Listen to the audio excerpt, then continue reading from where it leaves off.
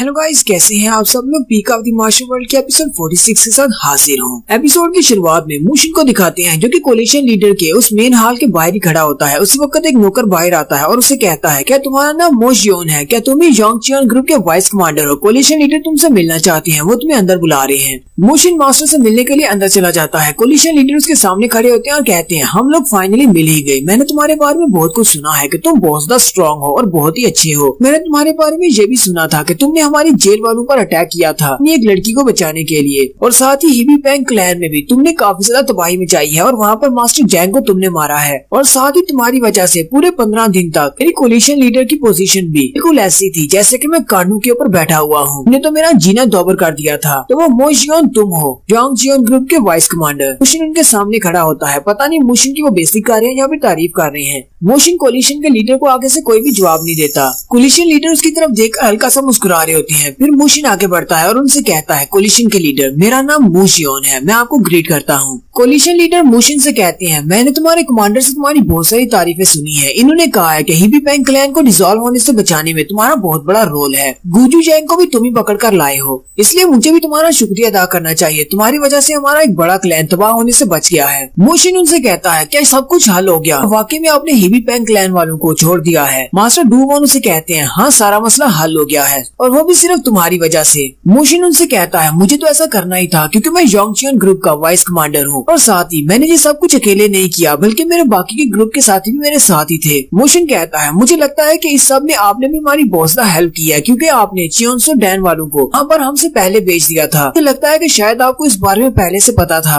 Collision leader अपना sir झटकते हुए कहते हैं, नहीं, मुझे इस बारे में कुछ भी नहीं पता था, ये सिर्फ एक इत्तेफाक है। मैंने चियोन्सो ग्रुप वालों को तुम लोगों से पहले वहाँ पर ट्रेनिंग के लिए भेजा था। मेरे जैसे बुढ़े कोलिशन के लीडर को इस बारे में कैसे पता चल सकता है कि हिबी पैंग क्लैन में क्या चल रहा है? फिर साथ ही वो आगे से मुस्कुराना शुरू कर देते हैं। मूशिन से कहते हैं, तो लगता है कि शायद तुम मुझसे कुछ कहना चाहते हो। अगर तुम मुझसे कुछ कहना चाहते हो तो तुम मुझसे कह सकते हो, तुम्हें जरा भी हिचकिचाने की जरूरत नहीं है। मूशिन कहता है, अगर आपको मुझसे और भी कुछ नहीं कहना तो क्या मैं यहाँ से जा सकता हूँ? ये बात सुनते ही कोलिशन के लीडर और मास्टर डू वॉन दोनों ही बहुत ज्यादा हैरान हो जाते हैं। मास्टर डू वॉन कहते हैं, ये तो हमारे कोलिशन के लीडर से किस तरह बात कर रहे हो? ये तो बहुत ज्यादा रूडनेस है। मूशिन उनसे कहता है, मेरे पास अभी भी एक जरूरी काम करने को बाकी है जो कि बहुत ज्यादा जरूरी है, इसलिए मुझे यहाँ से जाना होगा। वो फिर से कोलिशन लीडर से कहता है, क्या मैं यहाँ से जा सकता हूँ? कोलिशन लीडर उसे कहते हैं, ठीक है, तुम जा सकते हो। मूशिन वहाँ से चला जाता है। मास्टर डू वॉन कहते हैं, कोलिशन लीडर, प्लीज मुझे माफ कर दें। अब अपने वाइस कमांडर की तरफ से मैं आपसे माफी मांगता हूँ। उसको मैनर्स के बारे में बिल्कुल भी नहीं पता। मुझे लगता है कि जब ये अपने किसी मकसद के ऊपर बहुत ज्यादा फोकस होता है तब ये किसी किस्म की फॉर्मेलिटीज को पूरा नहीं करता, सारी बातों को नजरअंदाज कर देता है। कोलिशन लीडर उसे कहते हैं, मास्टर डू वॉन, लगता है कि तुम सारी सिचुएशन को समझ नहीं रहे। मुझे लगता है कि तुम्हारे वाइस कमांडर को पता है कि यहाँ पर क्या चल रहा है और वो बहुत ही स्विफ्टली एक्ट करना चाहता है। तुम्हें इस बारे में अभी तक पता नहीं चला, लेकिन उसे पता है कि यहाँ पर क्या होने वाला है। मास्टर डू वॉन भी उनकी बात सुन के काफी ज्यादा हैरान हो जाते हैं। मूशिन कोलिशन के लीडर से मिलने के बाद वापस आ रहा होता है और रास्ते में हमें अपना एक बैकग्राउंड सीन दिखाता है जहाँ पर रात को उसने उस गार्ड को पकड़ा था। वो उस गार्ड को पकड़ने के बाद इंटेरोगेट करने के लिए ले गया था। उसने उसे वहाँ पर बहुत ही जालिमाना तरीके से पीटा है। मूशिन ने तो उस बेचारे की बहुत ही बुरी हालत कर रखी है। उसकी गर्दन में नीडल्स डाल रखी है जबकि उसकी पूरी बॉडी पर तलवारें दसाई हुई है। मूशिन सीढ़ियाँ उतरते हुए नीचे आता है तो नीचे ली बियोम और जैंगजू खड़े होते हैं। वो उन दोनों से कहता है, हम लोग बैगर सेक्टर की तरफ जा रहे हैं, चलो जल्दी करो। नेक्स्ट सीन बैगर सेक्टर का दिखाया जाता है। बैगर सेक्टर में जिंदगी रवा दवा है। उसी वक्त भिखारियों के लीडर की तरफ दिखाते हैं जो कि अपने रूम में बैठे होते हैं। उनके सामने शराब का प्याला पड़ा होता है। वो अपने प्याले को उठाते हैं और उसे गटक जाते हैं और फिर प्याले को वहीं पर रखते हैं और थोड़ी देर के लिए सोचते हैं। उसके बाद गेट का सीन दिखाया जाता है। गेट पर दो भिखारी बैठे होते हैं और वो दोनों आपस में हंस हंस कर बातें कर रहे होते हैं। उसी वक्त उन्हें जलने की स्मेल आती है। वो कहते हैं, ये जलने की स्मेल कहाँ से आ रही है? एक वाला दूसरे से कहता है, क्या तुम्हें ये जलने की स्मेल नहीं आ रही? वो उसे कहता, हाँ, मुझे भी कुछ चीज जलने की बू आ रही है। और साथ ही बाकी के सारे सेक्टर्स का भी सीन दिखाया जाता है। वो सारे लोग उस तरफ देख रहे होते हैं, बैगर्स के सेक्टर की तरफ, क्योंकि वहाँ पर आग की लपटें निकल रही होती हैं। भिखारियों के लीडर के रूम में आग लगी होती है और उनके पूरे का पूरा घर जल जाता है। मूशिन और उसके दोनों साथी भी भागते हुए भिखारियों के सेक्टर की तरफ ही जा रहे होते हैं कि वो आग को देखकर वहीं पर रुक जाते हैं। फिर वो लोग जल्दी से भागते हुए बैगर सेक्टर की तरफ आते हैं। भिखारियों के सेक्टर के लोग पहले से आग बुझाने की कोशिश कर रहे होते हैं और वो कह रहे होते हैं कि हमारे लीडर अभी भी रूम के अंदर है, लेकिन ये आग लगी कैसे? वो सारी आग को बुझाने में मसरूफ होते हैं, जबकि मूशिन काफी ज्यादा गुस्सा हो जाता है और कहता है, ऐसा कैसे हो सकता है? मैं उसको पकड़ने ही वाला था। मास्टर डू वॉन भी वहाँ पर आते हैं और कहते हैं, क्या वाकई में भिखारियों का लीडर उस आग के अंदर है? वो कमरे में मर गया।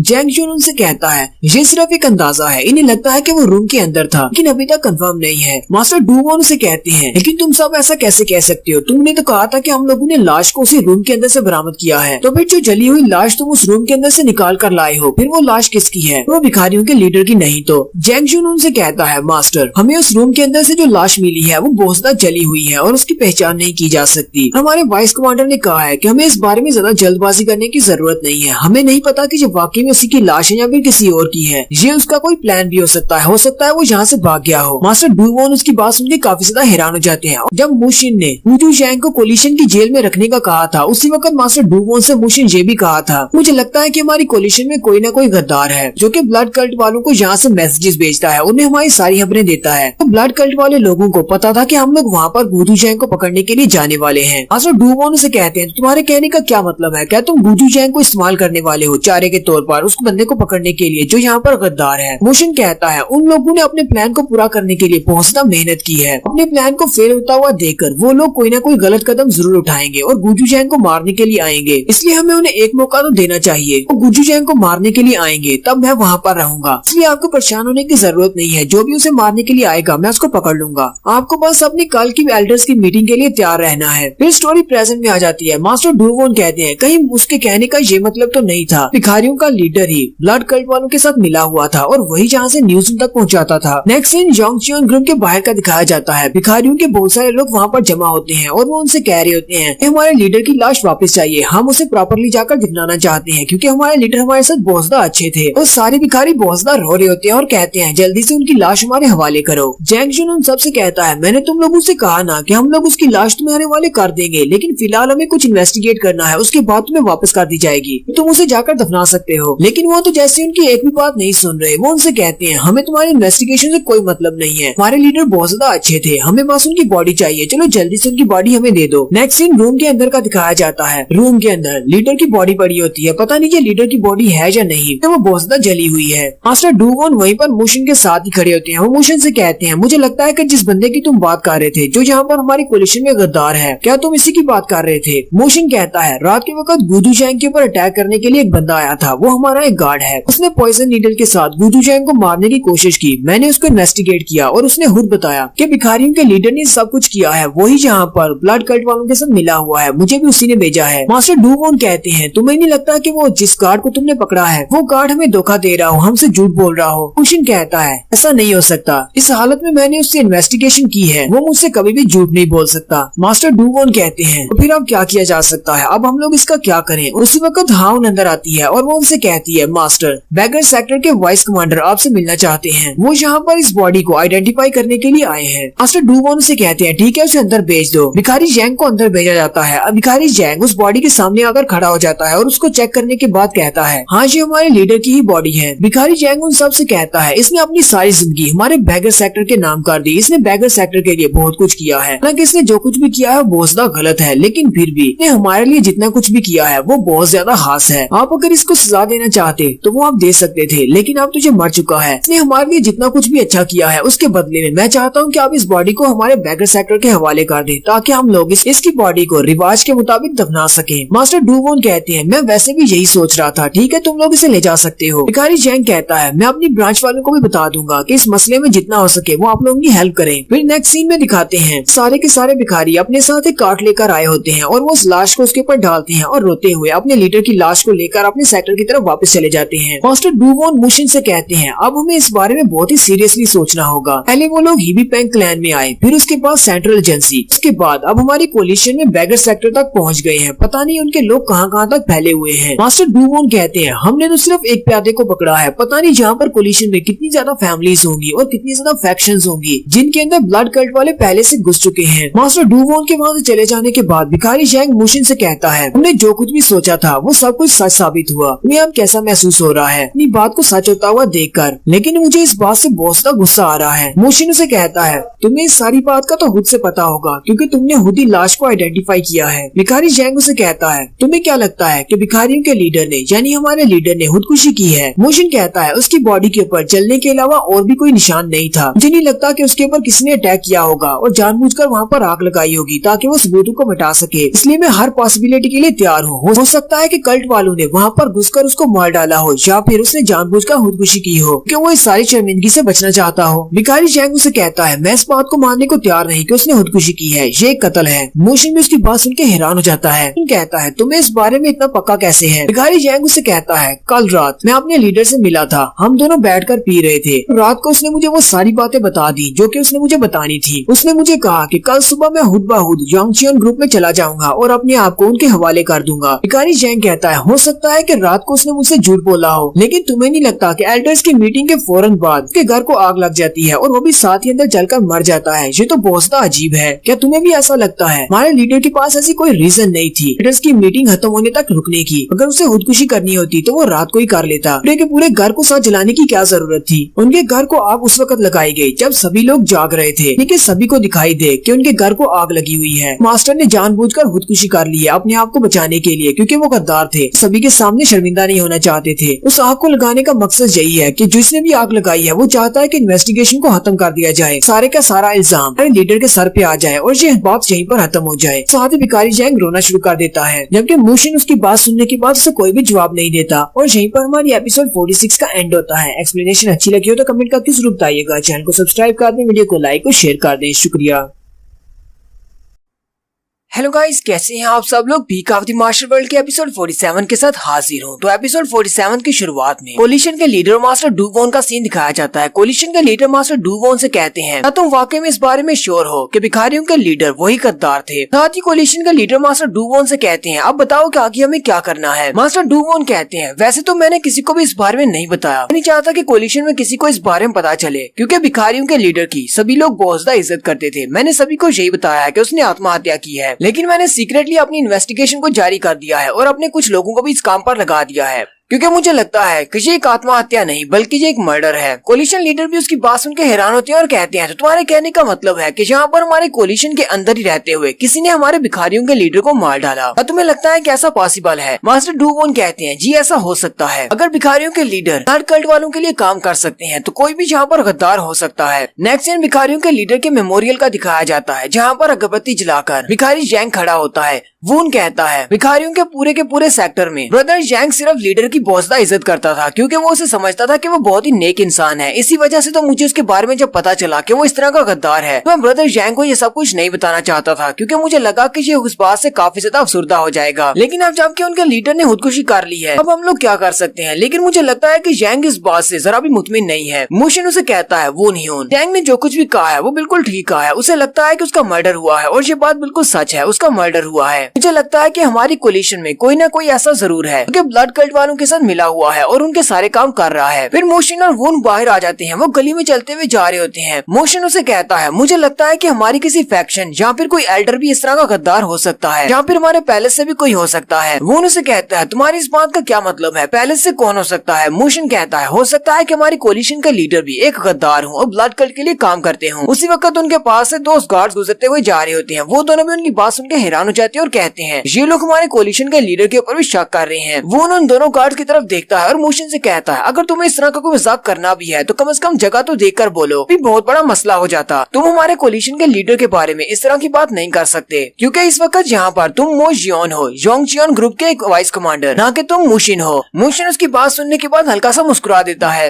नेक्स्ट सीन हान सुजिन के प्राइवेट रूम का दिखाया जाता है। हान सुजिन अपने रूम में नहीं होती, वो अपनी पट्टियां शट्टियां उतार कर अपने ट्रेनिंग ग्राउंड में चली जाती है, जहाँ पर वो जाकर ट्रेनिंग कर रही है, क्योंकि उस लड़की को तो बिल्कुल भी आराम नहीं है। वो अपनी तलवार के साथ बड़े ही अच्छे से ट्रेनिंग कर रही होती है, पता नहीं उसे क्या होता है, और ऊपर की तरफ जंप करते हुए सामने की तरफ अटैक करती है, यानी स्लैश लगाने की कोशिश करती है, लेकिन क्योंकि उसके पेट के ऊपर जख्म है इसलिए वो वहीं पर गिर जाती है। हान सुजिन अपने पेट पे हाथ रख के वहीं पर बैठ जाती है और लंबे लंबे सांस ले रही होती है, जबकि उसी वक्त वहाँ पर मोशिन आता है। मोशिन उसे कहता है तुम्हें इस वक्त रेस्ट करनी चाहिए, ना कि यहाँ पर आकर ट्रेनिंग करनी चाहिए। मैंने तुमसे कहा भी था कि जाकर रेस्ट करो, लगता है कि तुम मेरी बात को नजरअंदाज कर रही हो। हान सुजिन उसे कहती है तुम्हें मेरे बसले में पड़ने की जरूरत नहीं है, जाओ और जाकर अपना काम करो। मुझे मेरी बॉडी के बारे में पता है, मुझे कब रेस्ट करनी है और कब ट्रेनिंग करनी है। मैं कोई छोटी बच्ची नहीं हूँ, इसलिए तुम्हें मेरे बारे में इतनी ज्यादा फिक्र करने की जरूरत नहीं है। अपने काम से काम रखा करो। जैसे ही हान सुजिन उसके पास से गुजरने लगती है, मोशन उसके जख्म के ऊपर अपना हाथ मारता है, जिससे उसका जख्म दर्द करना शुरू हो जाता है। हान सुजिन अपने जख्म पे हाथ रख के वहीं पर खड़ी हो जाती है। मोशन उसे कहता है अगर तुम नहीं चाहती कि मैं दोबारा तुम्हारे साथ इस तरह का कुछ करूँ तो जाओ और जाकर आराम करो, जितना तुम्हें कहा जाता है बस उतना ही किया करो। मोशन उसे कहता है सिर्फ ट्रेनिंग करने से तुम्हें कुछ भी नहीं मिलने वाला, इतनी ज्यादा ट्रेनिंग करने का क्या फायदा होगा कि जब फाइट करने की बारी आएगी तुम्हारी बॉडी तुम्हारा साथ नहीं देगी, इसलिए चुपचाप जाके रेस्ट करो। मोशिन उसे इतना कह के वापस मुड़ पड़ता है। मोशिन अभी जा ही रहा होता है कि हानसुजिन वहाँ से एक छोटा पत्थर उठाती है और उसके सर में दे मारती है। मोशिन जैसे पीछे की तरफ देखता है तो हानसुजिन अपने रास्ते पर चल रही होती है, जैसे कि वो मोशिन को ये दिखा रही है कि उसने वो पत्थर नहीं मारा।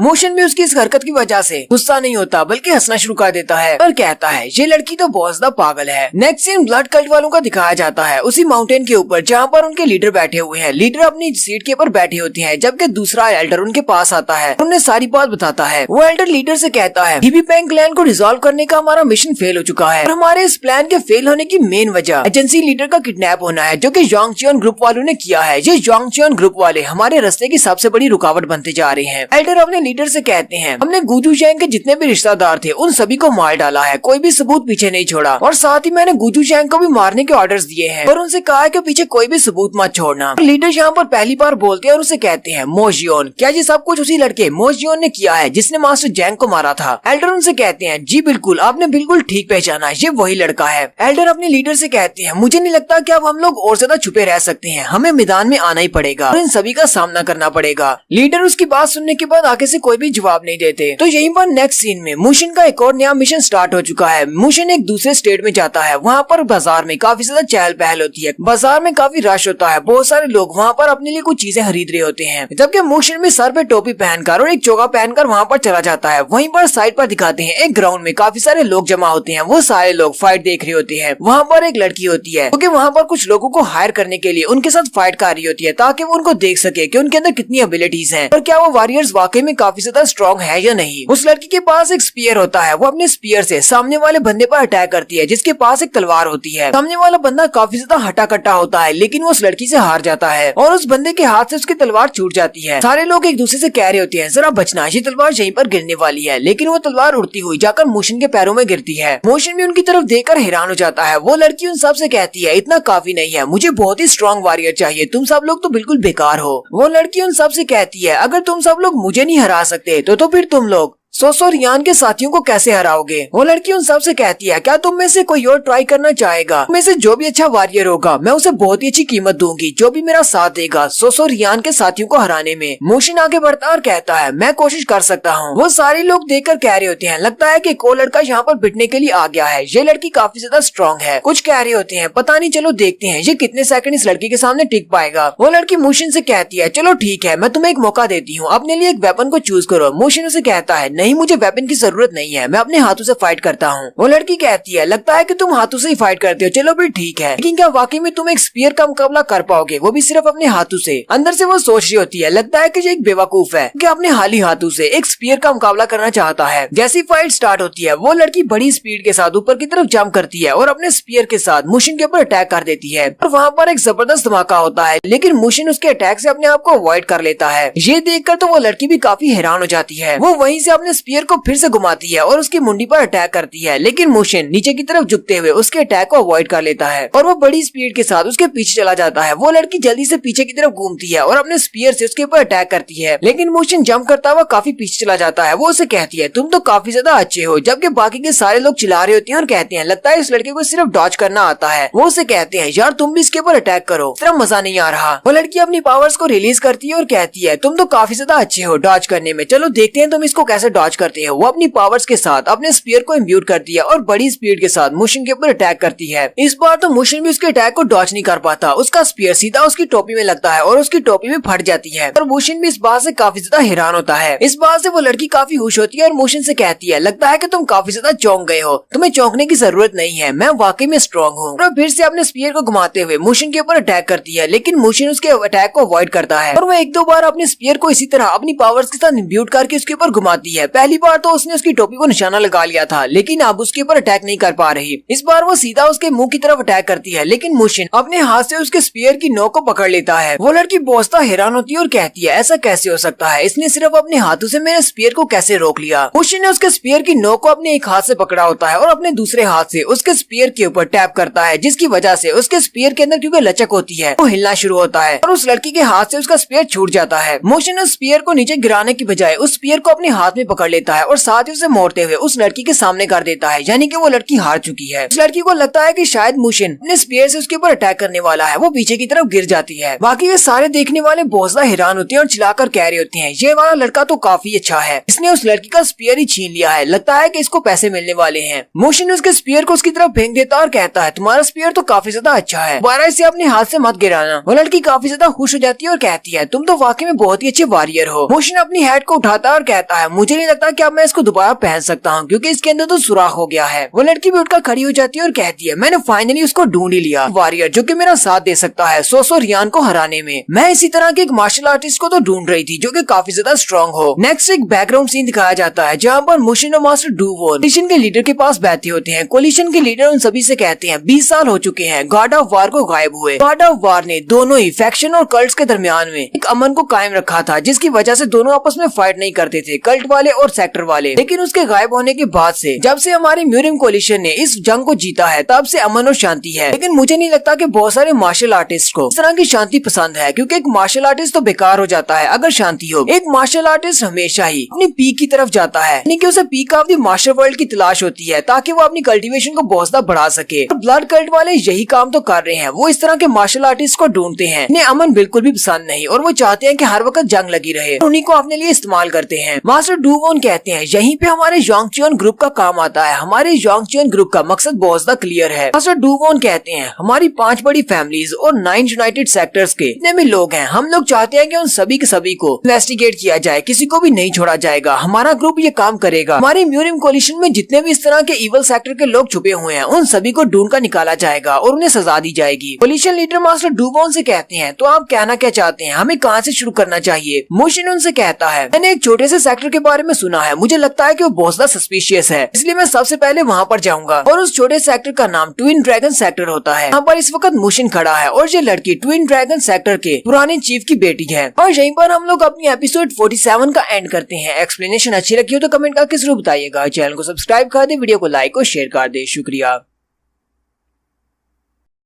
हेलो गाइस, कैसे हैं आप सब लोग? Peak of the Martial World के एपिसोड 48 के साथ हाजिर हूँ। तो लास्ट एपिसोड के एंड पे हमने देखा था मुशिन एक नए सेक्टर में गया है जिसका नाम ट्विन ड्रैगन सेक्टर है। तो वहीं पर वो एक लड़की के साथ कम्पीट करता है और उस लड़की को हरा देता है। असल में वो लड़की वहाँ पर एक मार्शल आर्टिस्ट को ढूंढ रही है जो कि उसकी हेल्प कर सके 100 रियान को हराने में, जिसने उसके फादर को हरा कर खुद इस सेक्टर की लीडर बन गई है। वो लड़की मुशिन से कहती है, मेरा नाम ली रियोंग है, मैं यहाँ के पुराने सेक्टर लीडर की बेटी हूँ और जो कि इस सेक्टर की नई लीडर बनने वाली हूँ। वो लड़की हंसते हुए मुशिन से कहती है, मैंने तुम्हारा बहुत ज्यादा इंतजार किया है और तुम आ जा रहे हो। मैं तुम्हारी तरह के एक वॉरियर की तलाश में थी जो कि मेरा साथ दे सके इस सेक्टर के लीडर की पोजीशन को वापस हासिल करने में। मुशिन उसे अपने बारे में कुछ फेक बातें बताता है। वो उसे कहती है, तो तुम एक मार्शल आर्टिस्ट हो, तो यहाँ वहाँ बस घूमते रहते हो और जहाँ तक हो सके लोगों की मदद करते हो, तो इसका मतलब तो ये हुआ कि तुम्हारे पास रहने के लिए कोई भी जगह नहीं है। चलो भी ठीक है, तुम मेरे काम के लिए बिल्कुल परफेक्ट हो, तुम मेरे साथ आओ, मैं तुम्हें रहने के लिए जगह भी दूंगी और साथ ही खाना भी मिलेगा। अगर तुम मेरे काम को पूरा करते हो तो तुम्हें पैसे भी मिलेंगे। वो लड़की बातें करते हुए उसे अपने घर की तरफ लेकर जा रही होती है। वो मुशिन से कहती है, ये तो डिपेंड करता है कि फ्यूचर में तुम मेरे कितने ज्यादा काम आते हो, उसके बाद मैं तुम्हें बहुत ज्यादा इनाम दूंगी।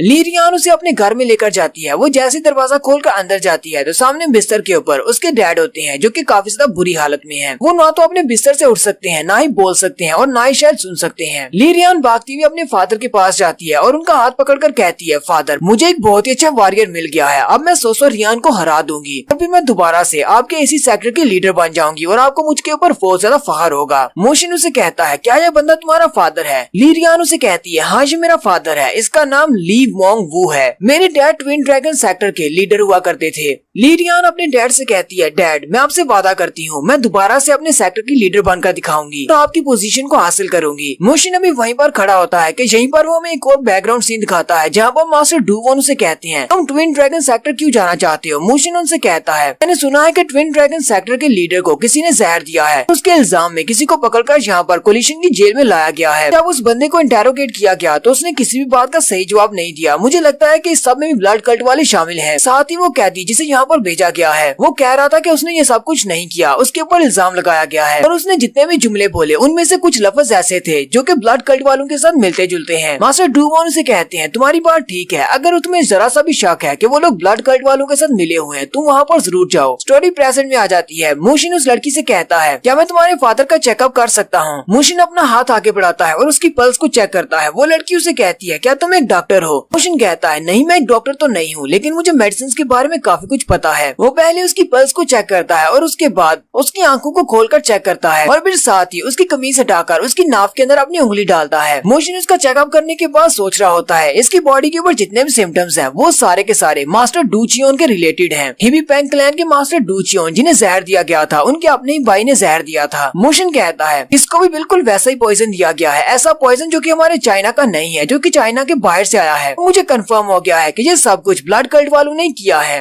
मोशिन ली रियान से कहता है क्या तुम्हें इस बारे में पता था कि इन्हें पॉइजन दिया गया है। वो लड़की बहुत ज्यादा हैरान हो जाती है। ली रियान उसे कहती है हाँ मुझे पता था, सब कुछ सोसो रियान ने किया होगा, वो बहुत ज्यादा चिलाक लूमड़ी है। मोशिन उसे कहता है ये सोसो रियान कौन है जिसके बारे में तुम बार बार कहती हो। ली रियान उसे कहती है वो एक बहुत ही जहरीली नागन है जिसने मेरे डैड की जगह ले ली और अब वो हमारे ट्विन ड्रैगन सेक्टर की लीडर बनी बैठी है। वो सिर्फ मेरे डैड की एक कंकुबाइन हुआ करती थी, यानी कि मेरे डैड की सिर्फ एक रखेल थी, लेकिन अब जरा उसको देखो तो सही, हमारे इस सेक्टर की लीडर बन गई है। पता नहीं अचानक से उसके पास 3 वॉरियर्स कहीं से आए, वो काफी ज्यादा स्ट्रॉन्ग थे। हमारे यहाँ पर ट्विन ड्रैगन सेक्टर में एक रूल है, अगर तुम्हारे पास स्ट्रॉन्ग वॉरियर्स हैं जो कि यहाँ के हमारे वॉरियर से ज्यादा स्ट्रॉन्ग है, तो कोई भी हमारे सेक्टर का लीडर बन सकता है, फिर चाहे वो मेरे डैड हो या फिर सोसो रियान हो। मुझे लगता है कि सोसो रियान ने मेरे डैड को जहर दिया है। जब मेरे डैड की ये हालत हो गई तो मेरे डैड के नीचे जितने भी स्ट्रॉन्ग वॉरियर्स थे उन सभी ने डैड को छोड़ दिया और उसके बाद अचानक से सोसो रियान के पास से कहीं से 3 वॉरियर्स आ गए और इन तीनों वॉरियर्स की वजह से वो हमारे सेक्टर की लीडर बन गई, क्योंकि बाकी के सारे वॉरियर्स उन तीनों वॉरियर्स से हार गए। उन तीनों वॉरियर्स का हमें पता भी नहीं कि वो कहाँ से आए हैं। और साथ ही मुझे ये भी पता है सोसो रियान ने हमारे यहाँ पर एक बंदे को पकड़ा और उसके ऊपर इल्जाम लगाकर उसे कोलिशन की जेल में भेज दिया। उस बंदे ने मेरे डैड को जहर दिया है। मोशिन उसे कहता है तुमने इस सारी बात को सभी के सामने क्यों नहीं रखा, तुमने बाकी लोगों को क्यों नहीं बताया। ली रियान उसे कहती है तुम्हें क्या लगता है कि यहाँ पर कितने ज्यादा लोग ऐसे होंगे जो कि अपने पुराने लीडर की बेटी की बात सुनेंगे, इसलिए तो मैं रोजाना वहाँ पर जाकर किसी न किसी से फाइट करती हूँ ताकि मैं अपने लिए कोई ऐसा वॉरियर ढूंढ सकूं जो कि सोसो रियान के उन तीनों वॉरियर्स को हरा सके और उसके बाद हम सोसो रियान को सेक्टर लीडर की पोजीशन से हटा देंगे। मोशिन उसे कहता है तो तुम्हारे कहने का क्या मतलब है, मुझे सिर्फ उसके 3 वॉरियर्स को हराना है और तुम्हारा काम हो जाएगा। ली रियान उसकी बात सुनते ही बहुत ज्यादा खुश हो जाती है और उसे कहती है मुझे पता है कि तुम उनको हरा सकते हो क्योंकि तुम काफी स्ट्रॉन्ग हो, अगर तुम वाकई में उनको हरा सकते हो तो मैं तुम्हें बहुत ही इनाम दूंगी। मोशिन उसे कहता है मुझे तुम्हारे पैसों की जरूरत नहीं है, मैं तो बस यही चाहता हूँ कि तुम्हारे ट्विन ड्रैगन सेक्टर का जो लीडर हो वो बहुत ज्यादा अच्छा हो और तुम्हारे सेक्टर को काफी आगे लेकर जाए ताकि फ्यूचर में अगर तुम्हें कोई मुश्किल का सामना करना पड़े तो तुम लोग अपने सेक्टर को प्रोटेक्ट कर सको। ली रियान भी उसकी बात सुन के काफी हैरान होती है। नेक्स्ट सीन अगले दिन का दिखाया जाता है। ली रियान अपने डैड के पास आती है और उनसे कहती है फादर आज के दिन मैं अपने वॉरियर को लेकर सोसो रियान को उसकी पोजीशन से हटाने वाली हूँ, आपसे वादा करती हूँ मैं इस सेक्टर की नई लीडर बनूंगी और बहुत ही जल्दी आपको वापस अपने घर में लेकर जाऊंगी। यहाँ पर एक लीडर को रहना चाहिए।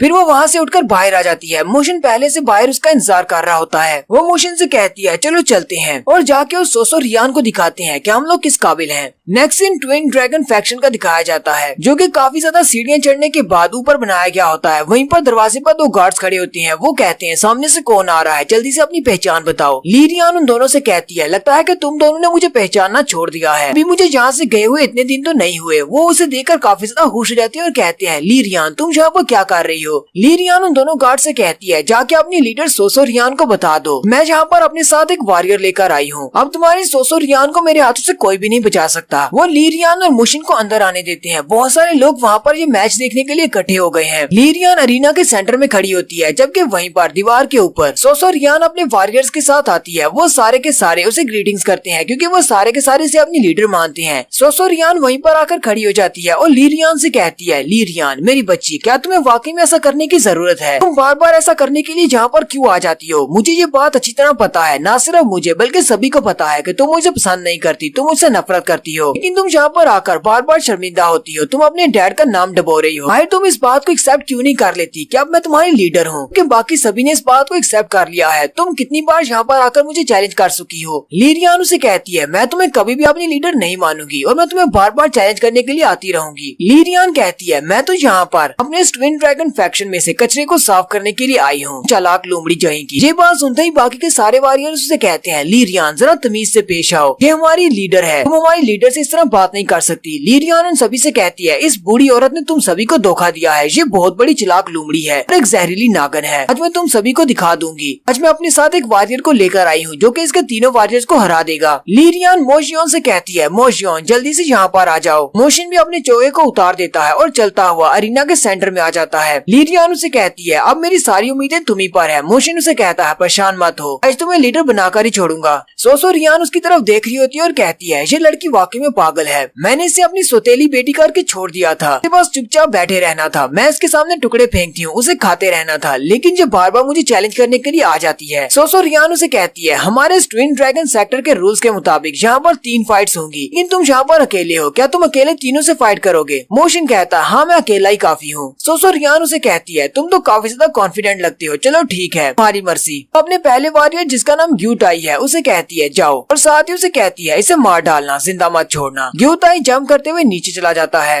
ली रियान कहती है पिछली बार भी पहली बार यही फाइट करने के लिए आया था जब लास्ट टाइम मैं चैलेंज करने के लिए आई थी, अब इसने मेरे 2 लोगों को अकेले ही हरा दिया था। ग्यूटाई अपनी तलवार निकालता है और मोशन से कहता है ये लड़की तुम्हें कहाँ से उठाकर लाई है, कहीं जमीन से खोद कर लाई है या फिर किसी कचरे के ढेर से उठाकर लाई है? मोशन उसे कहता है क्या तुम वो पहले हो जिसके साथ मेरी फाइट होने वाली है? ग्यूटाई उसे कहता हाँ मैं ही तुम्हारा पहला फाइटर हूँ। इसका मतलब समझते हो? इसका मतलब ये है कि तुम्हें कभी भी मौका नहीं मिलेगा दूसरे बंदे के बारे में जानने का कि दूसरे नंबर पर तुम्हारी किसके साथ फाइट होगी, क्योंकि तुम मेरे हाथ से मरने वाले हो। और साथ ही ग्यूटाई अपनी तलवार के ऊपर अपनी पावर्स को रिलीज करता है, बड़ी स्पीड के साथ आगे बढ़ते हुए ऊपर की तरफ जंप करता है और मोशन के ऊपर एक स्लैश लगाता है, लेकिन मोशन वहाँ से साइड पर हट जाता है। पीछे की तरफ हटने के बाद बड़ी स्पीड के साथ आगे की तरफ बढ़ता है और अपने 1 स्टेप को यूज करते हुए उसे पंच मारने लगता है। वो अपनी तलवार को सामने कर लेता है और कहता है ये लड़का तो बहुत बड़ा बेवकूफ है, इसे लगता है कि ये अपने हाथ से मेरी तलवार पर अटैक कर सकता है, अगर ये मेरी तलवार के ऊपर मुक्का मारेगा तो इसका हाथ भी कट जाएगा। लेकिन मोशन तो अपने हाथ को जरा भी पीछे नहीं खींचता, वो उसकी तलवार की धार के ऊपर सीधा पंच मारता है और उसकी तलवार वहीं पर टुकड़े टुकड़े हो जाती है। और साथ ही मोशन का पंच उसकी तलवार को तोड़ता हुआ सीधा उसके मुंह पर लगता है, जिससे ग्यूटाई दूर जाकर पीछे गिरता है। और सिर्फ वो पीछे जाकर गिरा नहीं बल्कि सिर्फ एक ही पंच में उसका काम तमाम हो गया है। उसके मुंह से ब्लड निकल रहा होता है और वो अपनी जगह से उठता नहीं। वहाँ पर जितने भी वॉरियर्स होते हैं वो सारे के सारे, और साथ ही सोसो रियान भी ये देखकर काफी ज्यादा हैरान हो जाती है, जबकि ली रियान काफी ज्यादा खुश होती है और कहती है मेरा वॉरियर तो काफी ज्यादा अमेजिंग है। ली रियान कहती है ये वाला बंदा वाकई में बहुत ही अच्छा मास्टर है, मुझे लगता है कि मेरे जीतने के काफी ज्यादा चांसेस हैं। साइड पर खड़े वॉरियर्स में से एक वॉरियर आगे बढ़ता है और कहता है आज यहाँ पर हुआ क्या, ये बंदा हिल क्यों नहीं रहा, ये वापस से उठ क्यों नहीं रहा? वो जाकर उसे चेक करता है, फिर सोसो रियान से कहता है लीडर ये तो मर चुका है। सोसो रियान भी इस बात से काफी ज्यादा घबरा जाती है और वो मोशन की तरफ देखकर सोच रही होती है इस लड़के ने सिर्फ एक ही पंच में मेरे ग्यूटाई को मार डाला। आखिर इस लड़की ली रियान को इस तरह का वॉरियर मिल कहाँ से गया, ये तो एक मॉन्स्टर है। और यहीं पर हमारी एपिसोड 48 का एंड होता है। एक्सप्लेनेशन अच्छी लगी हो तो कमेंट करके जरूर बताइएगा। चैनल को सब्सक्राइब कर दे, वीडियो को लाइक और शेयर कर दें। शुक्रिया।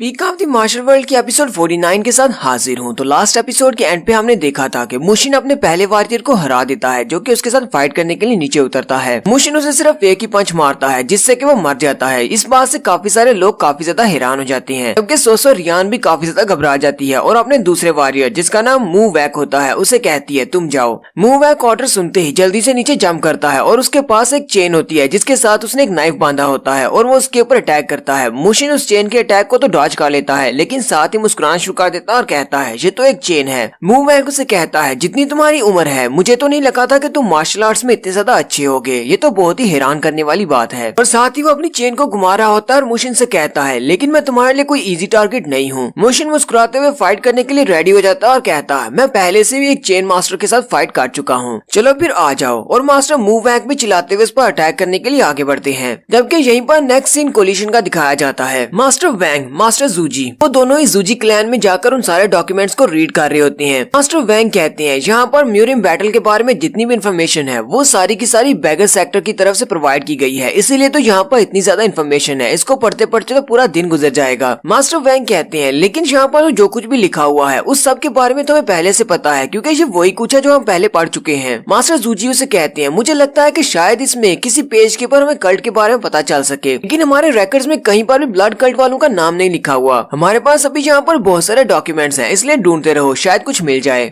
उसी वक्त मास्टर वैंग की नजर साथ पड़ती है जहाँ पर हान सुजिन खड़ी होती है। हान सुजिन भी उन डॉक्यूमेंट्स को पढ़ रही होती है। मास्टर वैंग उसे कहते हैं, बच्ची तुम यहाँ पर क्या कर रही हो, क्या तुम्हें भी यहाँ पर वाइस कमांडर ने भेजा है? हान सुजिन कहती है, हाँ मुझे भी उसी ने कहा है और साथ ही मेरा पर्सनल मैटर भी है, इसलिए मैं यहाँ पर आई हूँ। मास्टर वैंग की बात सुनकर हैरान हो जाती है और कहती है, ग्रेट म्यूरियम बैटल से तुम्हारा क्या ताल्लुक हो सकता है? जब ये बैटल हुई थी 20 साल पहले, तब तो तुम एक छोटी सी बच्ची होगी। तुम्हारे साथ म्यूरियम बैटल में ऐसा क्या हुआ है जो तुम यहाँ पर रिकॉर्ड्स को चेक करने के लिए आई हो और तुम्हारा भी इस बैटल से कोई ताल्लुक है? मास्टर जूजी मास्टर वैंग से कहते हैं, अब बस भी करो, तुम इस लड़की को तंग कर रही हो, चलो यहाँ से चलते हैं। इस लड़की को अगर कुछ चाहिए तो वो देख लेगी। और वैसे भी ग्रेट म्यूरियम बैटल में बहुत सारे ऐसे लोग हैं जिन्हें बहुत ज्यादा नुकसान हुआ था। मास्टर वैंग उसे कहते हैं, हाँ तुम्हारी बात तो ठीक है, ग्रेट म्यूरियम बैटल में सभी को बहुत ज्यादा नुकसान हुआ था। हान सुजिन उन सारी बुक्स को पढ़ रही होती है, उन रिकॉर्ड्स को, और पढ़ने के बाद वो सोच रही होती है, आज यहाँ पर सिर्फ क्या मैं ही हूँ जिसे ये सब कुछ हैरान करने वाली बातें मिल रही हैं। मास्टर वैंग और मास्टर जूजी को तो इसमें कुछ भी अजीब नहीं लग रहा, लेकिन मैं जो कुछ भी पढ़ रही हूँ वो बहुत ज्यादा अजीब है कि हमारे पास मैग्यू में जितने भी रिकॉर्ड्स पड़े हैं वो सारे के सारे रिकॉर्ड्स इसके अपोजिट हैं। हान सुजिन कहती है, इसकी तो सिर्फ एक ही रीजन हो सकती है, मुझे लगता है कि बैगर सेक्टर वालों ने यहाँ पर जितने भी डॉक्यूमेंट्स जमा करवाए होंगे, ब्लड कल्ट वालों ने उन सभी को फैब्रिकेट किया है, यानी कि उनको चेंज कर दिया है। हमारे पास मैग्यू क्लैन में जितने भी डॉक्यूमेंट्स पड़े हैं वो सारे के सारे ओरिजिनल हैं। हान सुजिन सोच रही होती है, अगर मुझे ये बात जाननी है कि 20 साल पहले ब्लड कल्ट वालों का मकसद क्या था, तो फिर मुझे अपने इन रिकॉर्ड्स को और अपने मैग्यू के रिकॉर्ड्स को आपस में कंपेयर करना होगा। लेकिन उसके लिए मुझे जाना पड़ेगा शेंग्यू में, 100,000 माउंटेन पर जाना पड़ेगा अपने क्लैन में वापस। नेक्स्ट सीन फिर से ट्विन ड्रैगन फैक्शन का दिखाया जाता है। मास्टर मूवैक धड़ाम से करके जमीन के ऊपर गिरते हैं अपनी चेन के साथ, जबकि मुशिन वहाँ पर खड़ा होता है और मुशिन उसको भी हरा देता है। मास्टर मूवैक अभी तक हारे नहीं, वो मुशिन की तरफ देखते हैं और कहते हैं, ऐसा कैसे हो सकता है, तुम्हारे जैसा एक वॉरियर जो कि सिर्फ एक बच्चा है वो मुझे कैसे हरा सकता है, भाई तुम हो कौन? और वो वहीं पर नीचे गिर जाते हैं और आसपास देखने वाले सारे कहना शुरू कर देते हैं कि इस लड़के ने सेकंड राउंड को भी जीत लिया है, अब सिर्फ तीसरा राउंड बाकी है। सोसो रियान बहुत ज्यादा घबरा जाती है क्योंकि अब उसके पास सिर्फ एक ही वॉरियर बचा है।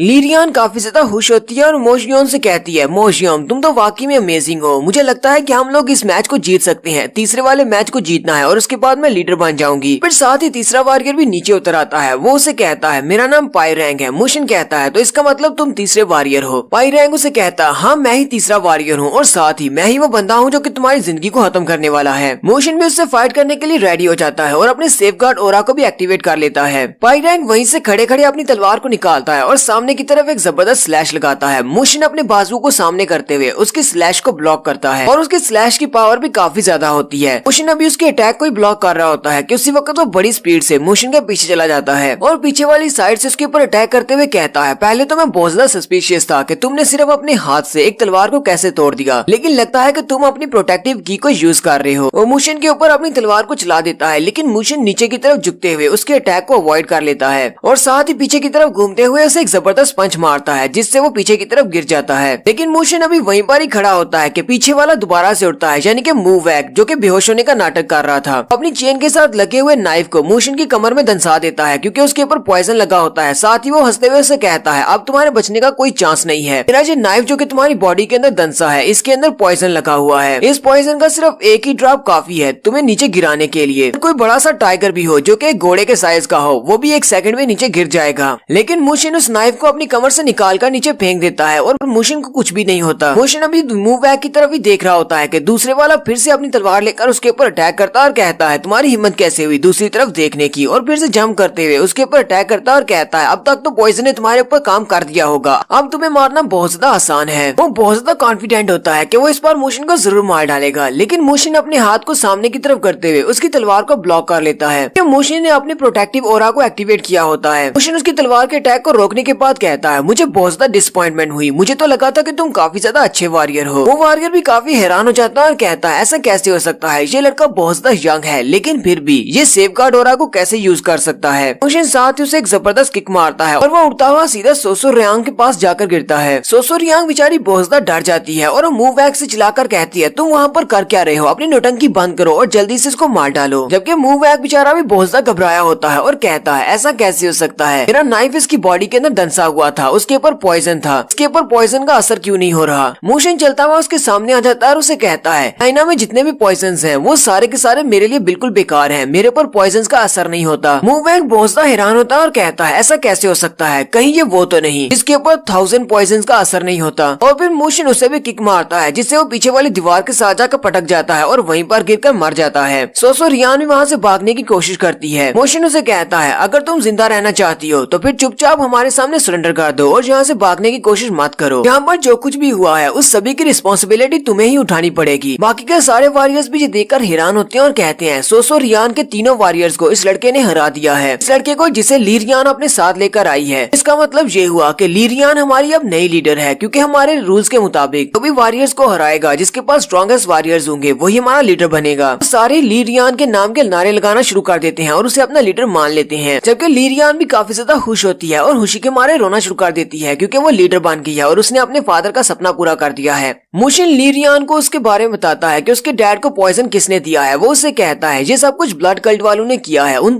लोगों को इस बात से फर्क नहीं पड़ता, वो सिर्फ चाइना के ऊपर कब्जा करना चाहते हैं। इसके लिए वो कुछ भी कर सकते हैं, किसी को भी पॉइजन दे सकते हैं। इसलिए तुम्हें आज के बाद बहुत ज्यादा एहतियात करना होगी। हालांकि तुम्हारा क्लैन काफी ज्यादा छोटा है, लेकिन फिर भी मैं चाहता हूँ कि तुम चाइना में अपनी स्टैंडिंग्स को बेहतर बनाओ। हम क्योंकि तुम अपने ट्विन ड्रैगन सेक्टर की लीडर बनने वाली हो, तो फ्यूचर में तुम्हें बहुत सारे काम करने हैं, इसलिए बहुत ज्यादा एहतियात करना। मैं चाहता हूँ कि तुम ब्लड कल्ट वाले हथौड़े के सामने डटकर उनका सामना करो। ली रियान उसे कहती है अब जबकि तुमने मुझे बता दिया है कि हमारा दुश्मन कौन है, मैं अपने आप को तैयार करूंगी। साथ ही मोशन उसे कहता है अपने लिए कुछ वॉरियर्स को तैयार करो जो कि सबसे स्ट्रॉन्ग हो, ताकि वक्त आने पर वो तुम्हारी हिफाजत कर सकें। ली रियान मोशन से कहती है तुम अभी क्यों जा रहे हो, अभी तो काफी रात है, अभी के लिए यहाँ पर रुक जाओ, सुबह चले जाना। मोशन उसे कहता है मेरे पास सिर्फ एक ही बॉडी है, लेकिन मेरे पास काम बहुत ज्यादा है, मैं किसी एक ही जगह पर नहीं रुक सकता। यांग चियन ग्रुप का लीडर होने के नाते मेरे पास बहुत सारे काम है जो मुझे पूरे करने हैं। और इतना कहकर मोशन वहाँ से आगे चला जाता है। नेक्स्ट सीन में मोशन को दिखाते हैं जो कि भागता हुआ वापस म्यूरियम कोलिशन की तरफ आ रहा होता है। वहीं रास्ते में उसे हान सुजिन नजर आती है। हान सुजिन उसका इंतजार कर रही होती है। मोशन उसे कहता है क्या तुम यहाँ पर मुझे पिकअप करने के लिए आई हो। हान सुजिन उसे कहती है नहीं, मैं तुम्हें पिकअप करने के लिए नहीं आई। आए तुम्हें इतनी ज्यादा देर कहाँ पर हो गई, मैं तुम्हारा कब से इंतजार कर रही थी। मोशन उससे पूछता है क्या कुछ हुआ है। हान सुजिन उसे कहती है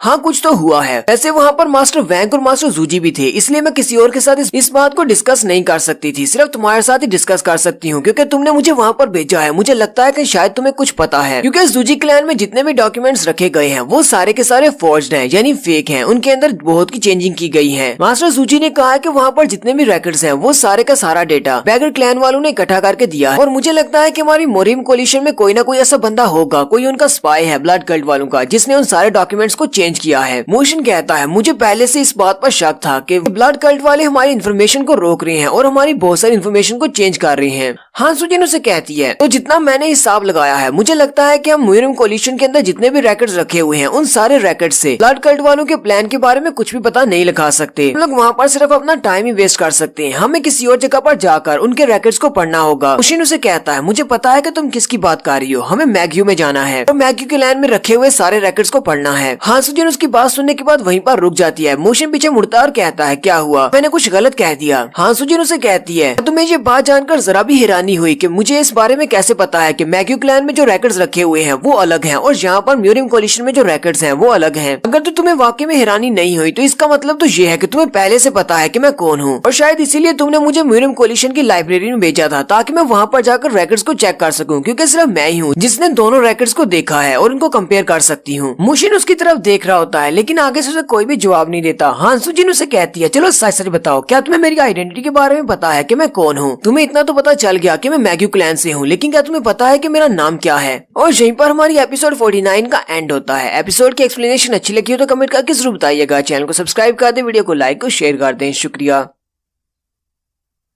peak of the master world के एपिसोड 50 के साथ हाजिर हूँ। तो लास्ट एपिसोड के एंड पे हमने देखा था हान सुजिन मोशन से कहती है क्या तुम्हें मेरी आइडेंटिटी के बारे में पता है। तुम्हें ये तो पता है कि मैं मैग्यू क्लैन से हूँ, लेकिन क्या तुम्हें इस बारे में पता है कि मैं कौन हूँ, मेरा रियल नेम क्या है। मोशन उसे आगे से कोई भी जवाब नहीं देता और उसे कहता है काफी लंबा सफर था जिसकी वजह से मुझे भूख भी लग गई है, चलो जल्दी से यहाँ से निकलते हैं। उसे इतना कह के आगे चल पड़ता है। हान सुजिन सिर्फ उसे गाली देती है और कुछ भी नहीं कहती, साथ ही उसके पीछे पीछे चल पड़ती है। नेक्स्ट सीन म्यूरियम कोलिशन का दिखाया जाता है। मोशन और हान सुजिन दोनों वापिस आ जाते जाते हैं। मोशन मास्टर डूवोन से कहता है ट्विन ड्रैगन सेक्टर में नया लीडर आ गया है, ली रियान काफी अच्छे से लीडरशिप करेगी, मुझे लगता है कि वो अपने क्लैन को बहुत अच्छे से संभालेगी। मैंने उसको ब्लड कल्ट के बारे में बता दिया है कि उसके ऊपर कौन सा खतरा मंडला रहा है, साथ ही उसको अपने वॉरियर्स को भी ट्रेन करने का कह दिया है। मास्टर डूवोन कहते हैं ब्लड कल्ट वालों ने तो किसी को भी नहीं छोड़ा, पहले उन्होंने हिबी पैंग क्लैन, उसके बाद स्क्वाड एजेंसी और अब छोटे से क्लैंस के ऊपर भी अटैक करना शुरू कर दिया है। मुझे तो समझ नहीं आती कि पता नहीं ऐसी कोई जगह भी होगी जहाँ पर ब्लड कल्ट वाले नहीं होंगे, शायद वो हमारी म्यूरियम कोलिशन के अंदर भी हों। मास्टर डूवोन अपने सारे साथियों से कहते हैं क्या तुम सब लोग रेडी हो? वो सारे कहते हैं यस मास्टर, हम रेडी हैं। मास्टर डूवोन उन सभी से कहते हैं तुम सभी लोगों को पता होगा कि हम लोग किसके पीछे हैं, हम लोग ब्लड कल्ट वालों के पीछे हैं और तुम सब लोगों को अच्छी तरह से पता होगा कि अभी कुछ दिन पहले क्या हुआ है। तुम्हें पता है कि यांगचियन ग्रुप को बनाने का मकसद क्या था? हमारा काम था इन्वेस्टिगेशन करना, जितने भी बुरे लोग हैं या फिर कोलिशन में गद्दार हैं उन सभी को जड़ से उखाड़ कर फेंक देना। और आज वो वक्त आ चुका है, हमें पूरे की पूरी म्यूरियम कोलिशन की सर्च करनी है। इस वक्त हमें इस बारे में नहीं पता कि वो लोग कहाँ पर हो सकते हैं या फिर किस फैक्शन में, किस सेक्टर में छुपे हुए हैं। इसलिए कोलिशन के लीडर ने फैसला किया है कि हम लोग इंस्पेक्शन करेंगे पूरे के पूरे म्यूरियम कोलिशन की, हर सेक्टर की, छोटा हो या बड़ा हो। यीवून कहता है कमांडर सबसे पहले हम लोग शुरुआत कहाँ से करने वाले हैं? कमांडर उनसे कहते हैं हम लोग सबसे पहले माउंट हुआ फैक्शन में जाने वाले हैं। कमांडर वहाँ पर ब्रीफिंग देने के बाद जब बाहर निकलते हैं तो हान सुजिन उनके पास आती है और उनसे कहती है मैं आपके साथ माउंट हुआ फैक्शन में नहीं जा सकती, मुझे किसी और काम से जाना है। मेरे पास बहुत ही इंपॉर्टेंट इन्फॉर्मेशन है, मुझे ग्रेट म्यूरियम बैटल के बारे में जानना है क्योंकि मैंने वहाँ पर रैकेट्स को चेक किया था, वाइस कमांडर ने मुझे ये काम दिया था। मास्टर डूवोन उसे कहते हैं मास्टर वैंग और मास्टर जूजी पहले से हमारे रैकेट्स को चेक कर रहे हैं, इसलिए तुम्हें वहाँ पर जाने की क्या जरूरत है? मुझे नहीं लगता कि तुम्हें ये काम करना चाहिए, तुम हमारे साथ माउंट हुआ पर चलो। मोशन वहाँ पर आता है और कमांडर से कहता है कमांडर मैंने इसको ऑर्डर किया था और साथ ही मैं भी इसके साथ ही जाने वाला हूँ, मैं भी आपके साथ माउंट हुआ फैक्शन में नहीं जाऊंगा। मास्टर डूवोन कहते हैं अच्छा ठीक है, अगर तुम भी इसके साथ जा रहे हो तो फिर ठीक है, तुम दोनों जा सकते हो। नेक्स्ट सीन में हान सुजिन और मोशन दोनों ही 100,000 माउंटेन की तरफ निकल पड़ते हैं। हान सुजिन मोशन से कहती है अगर तुम्हें वाकई में पता है कि मैं कौन हूँ, मेरी आइडेंटिटी क्या है और मैं कहाँ पर जाने वाली हूँ, तो तुम्हें मेरे साथ आने की जरूरत नहीं थी क्योंकि मैग्यू क्लैन में वो लोग तुम्हें घुसने नहीं देंगे। मोशन उसे कहता है मैंने सुना है कि मैग्यू क्लैन की सिचुएशन इस वक्त तुम्हारे लिए भी ठीक नहीं है, वो लोग तो तुम्हें भी वहाँ पर घुसने नहीं देंगे। हान सुजिन काफी ज्यादा गुस्से में होती है और कहती है तुम्हें पहले से पता था कि मैं कौन हूँ, आइडेंटिटी के बारे में भी तुम्हें पता था, लेकिन फिर भी तुमने मेरे सामने इस तरह दिखाया कि जैसे तुम्हें पता ही नहीं है कि मैं कौन हूँ। तुम एक बहुत ही मतलबी और कमीने इंसान हो, बहुत ही बुरे इंसान हो, इसलिए अब मुझे मजीद गुस्सा मत दिलाओ क्योंकि हमें मैग्यू तक पहुँचने के लिए अभी बहुत ही लंबा सफर तय करना है और रास्ते में मेरे साथ इस तरह की कोई भी बात मत करना। हान सुजिन तो बिल्कुल एक नाराज बीवी की तरह मोशन के ऊपर गुस्सा कर रही है, जबकि मोशन उसके गुस्से की वजह से जरा भी गुस्सा नहीं होता बल्कि आगे से हल्का सा मुस्कुरा देता है। मोशन उससे पूछता है आजकल तुम्हारे मैग्यू का लीडर कौन है? हान सुजिन उसे कहती है उसका नाम शिनचियोन वू है।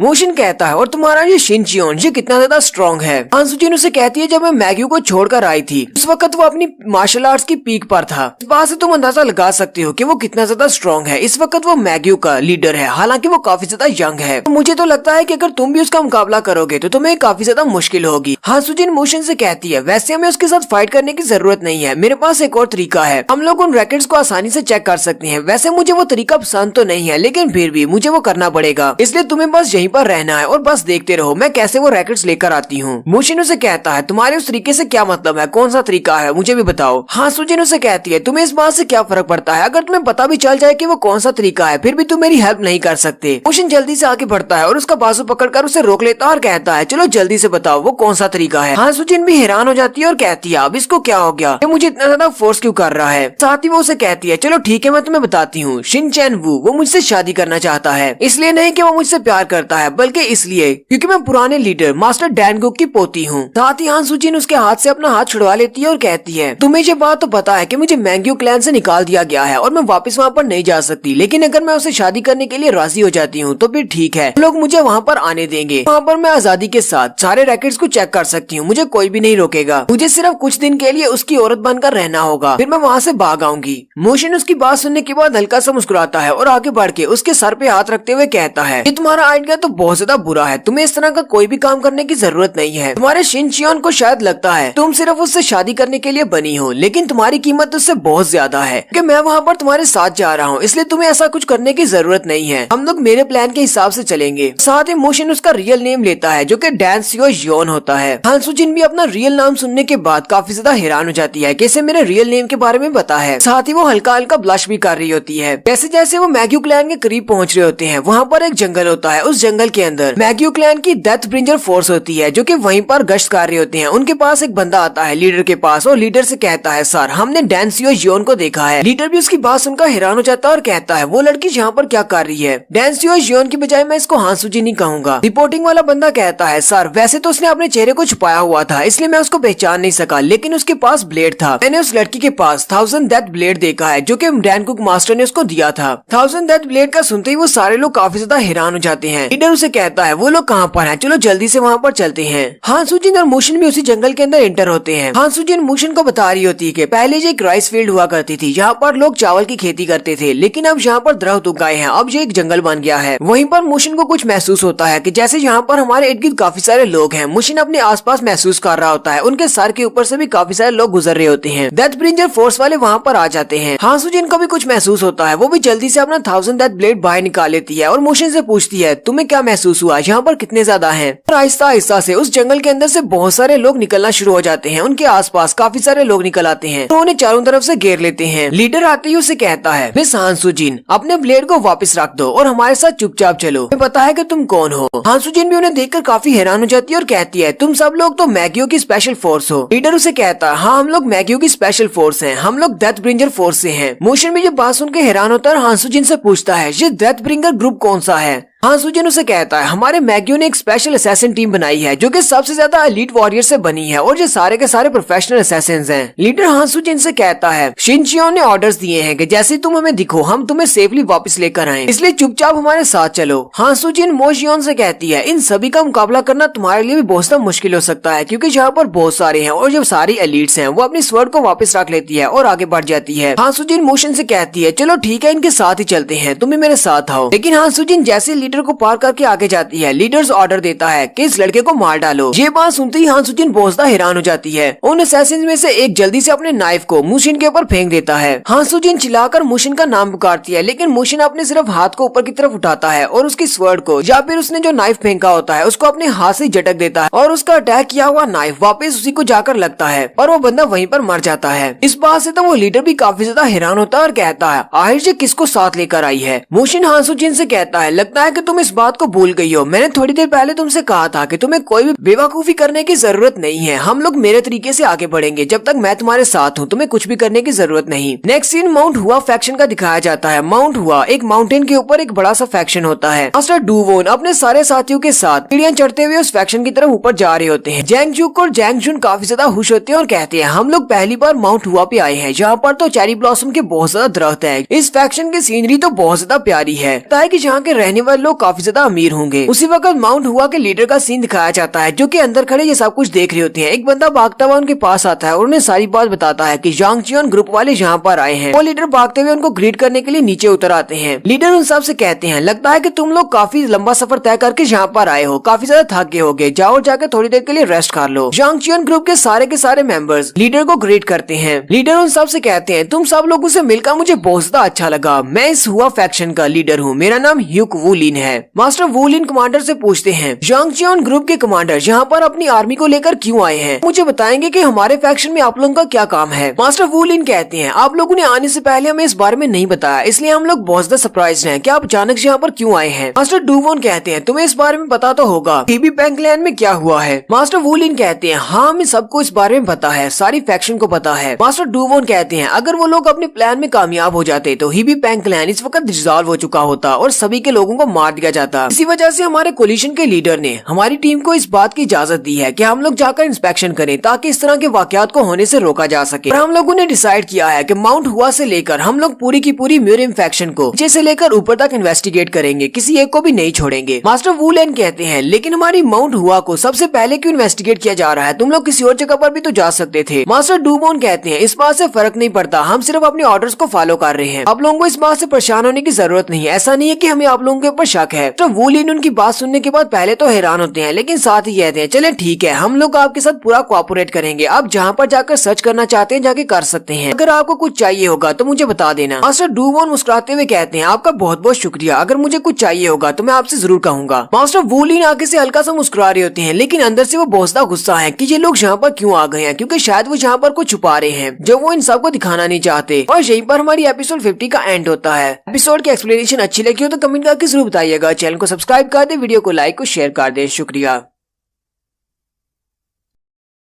Peak of the master world की एपिसोड 51 के साथ हाजिर हूँ। तो एपिसोड 51 की शुरुआत में मोशिन और हांसुजिन का सीन दिखाया जाता है जो कि जंगल के अंदर है। वो 100,000 माउंटेन की तरफ जा रहे थे, जबकि वहीं पर रास्ते में मैग्यू के डेथ ब्रिंगर ग्रुप के साथ उनका सामना होता है। डेथ ब्रिंगर ग्रुप वाले हांसुजिन को तो जिंदा साथ लेकर जाना चाहते हैं, जबकि वो मोशिन को मारना चाहते हैं और उनमें से एक उसके ऊपर अटैक भी करता है, लेकिन मोशिन उसको मार देता है। मोशिन उनके साथ फाइट करने के लिए रेडी हो जाता है, जबकि डेथ ब्रिंगर ग्रुप का लीडर कहता है ये तो बहुत ही अमेजिंग बात है, तुम्हें लगता है कि तुम डेथ ब्रिंगर ग्रुप का सामना करने के लायक हो। और साथ ही वो अपने साथियों से कहता है सब लोग इसे घेर लो। हांसुजिन भी अपना ब्लेड निकालने लगती है और कहती है सभी लोग रुक जाओ, ये तुम लोग क्या कर रहे हो, वो मेरे साथ है। ग्रुप लीडर उसे कहता है तुम खामोश रहो, हम तुम्हें यहाँ से लेकर जाने के लिए आए हैं। और साथ ही वो अपने एक साथी से कहता है इससे साथ लेकर जाओ। उसी वक्त एक जंजीर उड़ती हुई आती है और वो हांसुजिन के साथ लिपट जाती है और वो हांसुजिन को खींचते हुए पीछे ले जाते हैं। मोशिन हांसुजिन को बचाने के लिए आगे बढ़ने लगता है, लेकिन उसी वक्त लीडर अपने साथियों से कहता है अटैक करो और वो सारे के सारे मोशिन के ऊपर अटैक करने के लिए आगे बढ़ते हैं। उनमें से दो अपने नाइफ के साथ मोशिन के ऊपर अटैक करते हैं, जबकि मोशिन बैक फ्लिप करते हुए उनके अटैक को अवॉइड कर लेता है। मोशिन कहता है ये लोग तो काफी ज्यादा फास्ट हैं। इसी वक्त एक और जंप करते हुए अपनी तलवार के साथ मोशिन के ऊपर अटैक करता है, लेकिन मोशिन अपने हाथ को सामने करते हुए उसकी तलवार को ब्लॉक कर लेता है। ये देखकर तो वो भी बहुत ज्यादा हैरान हो जाता है। मोशिन कहता है हांसुजिन ने कहा था कि तुम लोग बहुत बड़े एक्सपर्ट्स हो और एलीट क्लास के वॉरियर्स हो, अब मुझे वाकई में लग रहा है कि तुम लोग वाकई में अच्छे हो। और साथ में मोशिन उसे एक पंच मारता है जिससे वो पीछे जाकर गिरता है। उसी वक्त बाकी जितने भी होते हैं वो सारे एक गोल दायरे की शक्ल में उसके ऊपर जंप करते हुए अटैक करते हैं। वो सारे ऊपर हवा में जंप करने के बाद अपनी अपनी तलवारों को अपने हाथ से छोड़ देते हैं, यानी कि वो मोशिन के ऊपर तलवारों से अटैक करते हैं। वो सारी तलवारें मोशिन के इर्द गिर्द आने के बाद आकर रुक जाती हैं, क्योंकि मोशिन अपने सेफगार्ड ऑरा को एक्टिवेट करता है और वो सारी तलवारें उसकी बॉडी के करीब पहुंचकर रुक जाती हैं। ये देखकर डेथ ब्रिंगर ग्रुप का लीडर भी काफी हैरान हो जाता है और कहता है ऐसा कैसे हो सकता है, ये लड़का तो सेफगार्ड ऑरा को यूज कर रहा है। मोशिन ने अपने इर्द गिर्द अपने सेफगार्ड ऑरा को एक्टिवेट किया होता है। वो अपने बहुत सारे ऑरा को एक्टिवेट करने के बाद उसे रिलीज करता है तो बहुत सारी फोर्स निकलती है और उनकी तलवारें जो कि मोशिन की बॉडी के इर्द गिर्द रुकी हुई थी वो सारी की सारी वापस उन्हीं की तरफ जाती हैं और उनमें से काफी सारों को लगती हैं,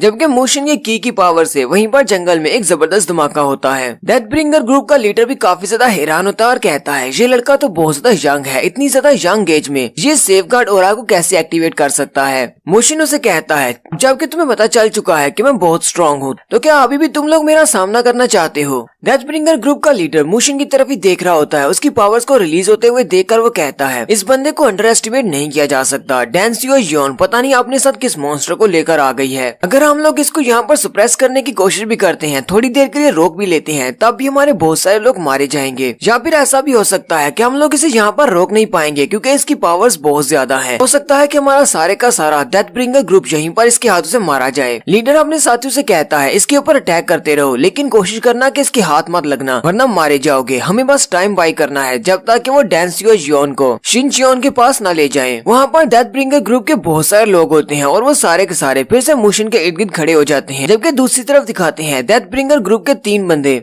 हांसुजिन को उठाकर लेकर जा रहे होते हैं मैग्यू क्लैन की तरफ। उन्होंने हांसुजिन को रस्सी से बांधकर उठाया होता है। हांसुजिन कहती है मुझे इस बात से बहुत नफरत है, मैंने ये वाला रास्ता इसलिए चुना था क्योंकि मुझे अपनी बिल्कुल भी परवाह नहीं है, मुझे इस बात से फर्क नहीं पड़ता कि मेरे साथ क्या होने वाला है। और यहीं पर उसे मोशिन की बात याद आती है। मोशिन ने उससे कहा था कि तुम्हें ये सब कुछ करने की जरूरत नहीं है, तुम्हें शिनचियोन से शादी करने की जरूरत नहीं, तुम्हें अपने बारे में पता होना चाहिए, तुम्हारी कीमत इससे बहुत ज्यादा है। हांसुजिन कहती है ऐसा नहीं है कि उसे मेरे बारे में मुझसे ज्यादा पता है कि मैं कितनी खास हूँ। और साथ ही उसे फिर से मोशिन की बात याद आती है। मोशिन ने उससे कहा था कि अब जबकि मैं तुम्हारे साथ हूँ तुम्हें ऐसा करने की जरूरत नहीं, हम लोग मेरे तरीके से आगे बढ़ेंगे। ये सारी बातें सोचने के बाद हांसुजिन कहती है वो बहुत बड़ा बेवकूफ है और साथ ही वो अपने पाँव को उल्टा करके अपनी तलवार के ऊपर मारती है और उसकी तलवार उसकी म्यान से बाहर गिरती है। और जैसे वो नीचे गिरने लगती है हांसुजिन अपनी तलवार को अपने मुंह में पकड़ती है और अपनी रस्सियों को काट लेती है। डेथ ब्रिंगर के लोग तो उसे उठाकर लेकर जा रहे होते हैं, जबकि वो अपनी रस्सियों को काट लेती है तो वो उनकी गिरफ्त से आजाद हो जाती है और वो अपनी तलवार लेकर खड़ी हो जाती है और कहती है चलो अब मैं तुम्हें दिखाती हूँ कि मैं कितनी स्ट्रांग हो चुकी हूँ। जबकि वो भी हैरान होते हैं और कहते हैं ऐसा कैसे हो गया, इसने अपनी रस्सियों को कैसे काट लिया। वो उसे कहते हैं तुम हमारे लिए सब कुछ मुश्किल बनाती जा रही हो, चुपचाप हमारे साथ चलो। हांसुजिन चिल्लाकर उनसे कहती है जाकर अपने शिनचियोन से कह दो, जाकर अपने लिए एक और लड़की ढूंढ ले, मैं उसकी वाइफ कभी नहीं बनूंगी। और साथ ही वो पीछे की तरफ भागना शुरू कर देती है। वो तीनों भी उसका पीछा करते हैं ताकि उसे पकड़ सके। हां सुजिन अभी थोड़ी आगे जाती है कि वो तीनों इसके बराबर में पहुंच जाते हैं। उन तीनों के पास जंजीरें होती हैं। उनमें से एक अपनी जंजीर के साथ उसे फिर से बांधने की कोशिश करता है, लेकिन हां सुजिन उसके अटैक को अवॉइड कर लेती है। जबकि वहीं पर दूसरे वाला भी अपनी जंजीर को घुमा रहा होता है। वो अपनी जंजीर के साथ उसके ऊपर अटैक करता है और उसे अपनी जंजीर में लपेट लेता है। और साइड से दूसरे वाला भी अपनी जंजीर को उसकी तरफ फेंकता है और उसको उसमें भी लपेट लेता है। इसी तरह उन तीनों के पास जंजीरें होती हैं। वो अपनी जंजीरों में उसको बांध लेते हैं। उन तीनों में से एक का नाम माजांग होता है। माजांग उसे कहता है, जबकि तुम्हें पहले से पता था कि तुम पकड़ी जाओगी, फिर तुमने भागने की कोशिश ही क्यों की? हां सुजिन भी उसकी आवाज को पहचान जाती है और कहती है, मैं तो इस आवाज को पहचानती हूँ। माजांग उसे कहता है, पास में भी तुम इसी तरह भाग जाती थी, लेकिन मैं तुम्हें फिर से पकड़ लेता था। हां सुजिन उसको देखते ही बहुत ज्यादा गुस्सा हो जाती है। माजांग उसे कहता है, मैं तो सिर्फ अपने लीडर के ऑर्डर्स को फॉलो कर रहा हूँ, इसके अलावा मेरा तुम्हारे साथ कोई भी झगड़ा नहीं है, इसलिए रेजिस्ट करना बंद करो और चुपचाप हमारे साथ चलो। डेविड कल्टीवेटर, डैन गुक की पोती, मुझे तो तुम पर तरस आता है। ये बात सुनते ही हां सुजिन बहुत ज्यादा गुस्सा हो जाती है और अपनी पावर्स को रिलीज करते हुए कहती है, तुम्हें मेरे ऊपर तरस खाने की जरूरत नहीं है, मैं कोई बेचारी नहीं हूँ।